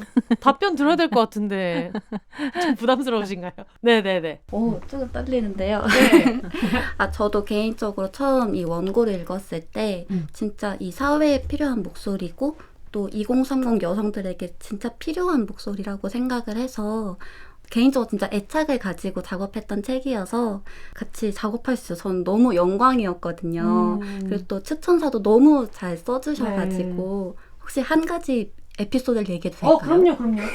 사실 이게 제목이 정해지고 말씀을 드렸었는데 추천사를 써달라고 이게 출판사에서는 끝까지 제목을 두고 고민을 하거든요. 네네네. 어떤 제목이 더 좋을까, 어떤 제목이 더 독자한테 어필이 될까를 고민을 하는데 한번 제목을 바꾸는 것이 좋지 않을까라는 의견이 나왔었어요. 그래서 지금 현 제목인 우리만의 리듬으로 삽니다가 아니라 조금 더 50대와 80대 여성의 삶을 좀 더 조명을 했으면 좋겠다라는 이야기가 나왔었는데 그때 딱 마침 선생님께서 추천사를 보내주셔서 안 된다. 이 제목 이 추천사도 너무 제목에 맞게 잘 써주셨고 이 제목을 가지고 가야 된다라고 저희가 어필을 해서 지금의 제목으로 탄생할 수 있었거든요. 어떻게 몸둘바를 모르겠어. 그래서 이 자리를 빌려서 선생님께도 너무 감사하다는 말씀을 꼭 드리고 싶었습니다. 어머, 너무 감사합니다. 음질이 지금 고르지 못한 것은 아마 편집자님 목소리를 제가 많이 키워서 낼 거라서 조금 잡음이 들릴 수 있는데 이거는 제가 이제 강제로 지금 한마디를 시켰기 때문에 그렇게 된 거라서 여러분 저의 잘못이고요. 되게 황송하네요. 얘기 들으니까. 아주 주역입니다. 이 제목을 책이 나올 수 있게 해주신. 근데 확실히 저는 이제 20대시라고 얘기를 듣고 이제 오늘도 만나 뵙고 얘기를 들으니까 20대 편집자가 만들었기 때문에 확장될 수 있는 책으로 나오지 않았을까라는 생각이 들어요. 네, 정말 맞아요. 그런 것 같아요. 제가 마무리로 하려고 했던 얘기 중에 못했던 걸 호다다당 얘기하면 이 책에 숨겨진 재미는 그런 것 같아요. 워낙에 콘텐츠를 많이 보시는 분이시고 하다 보니까 중간에 굉장히 많은 콘텐츠를 소개하고 있어요. 뭐 드라마 디어 마이 프렌즈라든가 아까 얘기하셨던 에이징 솔로부터 시작해서 장미 없는 꽃집 얘기도 하셨었고 일본 드라마 그런 것들도 많이 얘기하고 있어서 저는 그런 걸 좀 메모를 했거든요. 몇 개는 봤고 몇 개는 안 봤어가지고 비혼인 어떤 언니가 보는 거를 같이 앉아있는 느낌으로 이걸 좀 같이 보면서 즐길 수 있어서 그게 좀 숨겨진 재미였었던 것 같고, 어머니에 대해서 얘기할 때도 어머니가 샤이니 민호를 좋아하시고 맞아. 스우파를 좋아하시고, 혹시 2에선 누구 좋아하시는지? 2를 못 보셨습니다. 어머 이제 어머니랑 2를 시작하시면 되겠네요. 네. 그런 입체적인 이야기를 할 수 있어가지고 너무 좋았던 것 같아요. 혹시 홍보하고 싶은 뭐 행사라든가 최애라든가 뭐 그런 거 있을까요? 마지막으로 나 이 얘기를 하고 가고 싶었는데 못했다. 홍보는 아니고요. 제가 지금 소설을 쓰고 있어요. 그 소설의 이야기가 네. 이제 50을 앞둔 여성의 이야기이긴 한데 제가 잘 쓸 수 있는 이야기를 써야 되겠다라고 해서 쓰는데, 그 이제 전체적인 거는 어떤 내용이냐면, 이 책에도 그런 내용이 나오지만 저는 가족의 형태에 대해서 많이 생각을 하거든요. 네. 그러니까 그런 신화 속에 많이 살았잖아요. 4인 가족 신화라든지, 부부는 꼭 한 침대에서 자야 된다든지 막 이런. 근데 사실 그게 정답이 아님에도 불구하고 우리가 정답처럼 여겨지면서 살았는데, 어느 순간인가 보니까 삶은 너무 다양하고 사람도 너무 개성이 다르고 다 사는 게 다른데 왜 그런 일률적인 신화 속에서 살아야 되지라는 생각이 들더라고요. 그래서 제가 지금 구상하고 있는 쓰고 싶은 소설이 네.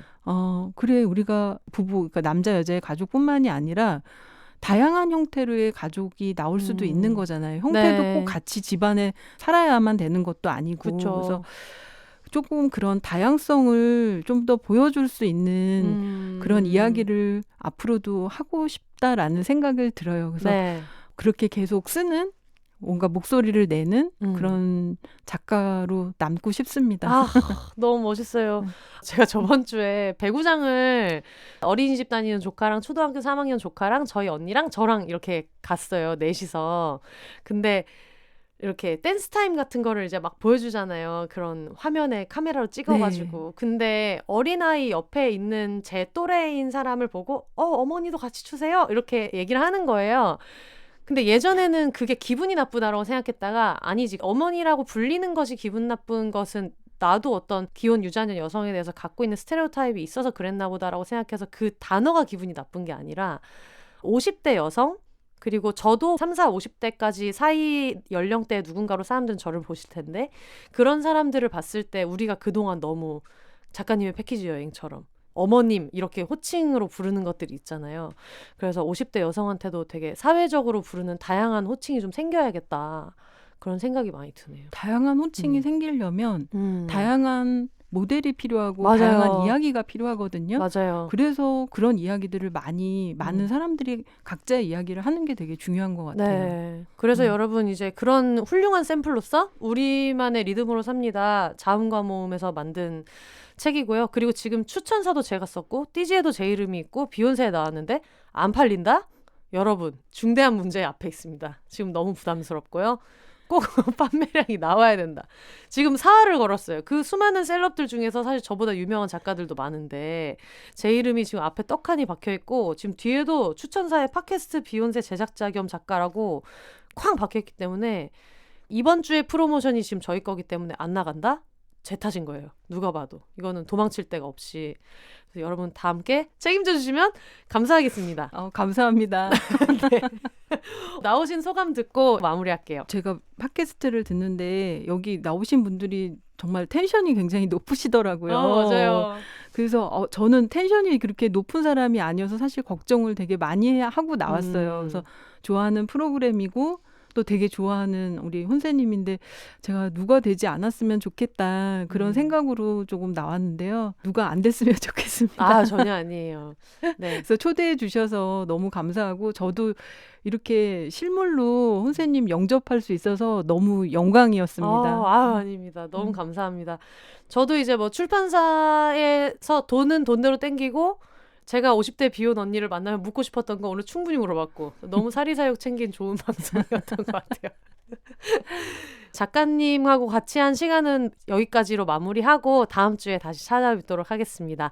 올더 싱글레이디, 싱글피플이 말하는 비욘세 세상 비욘세. 그럼 저는 다음 주에 다시 찾아오도록 하겠습니다.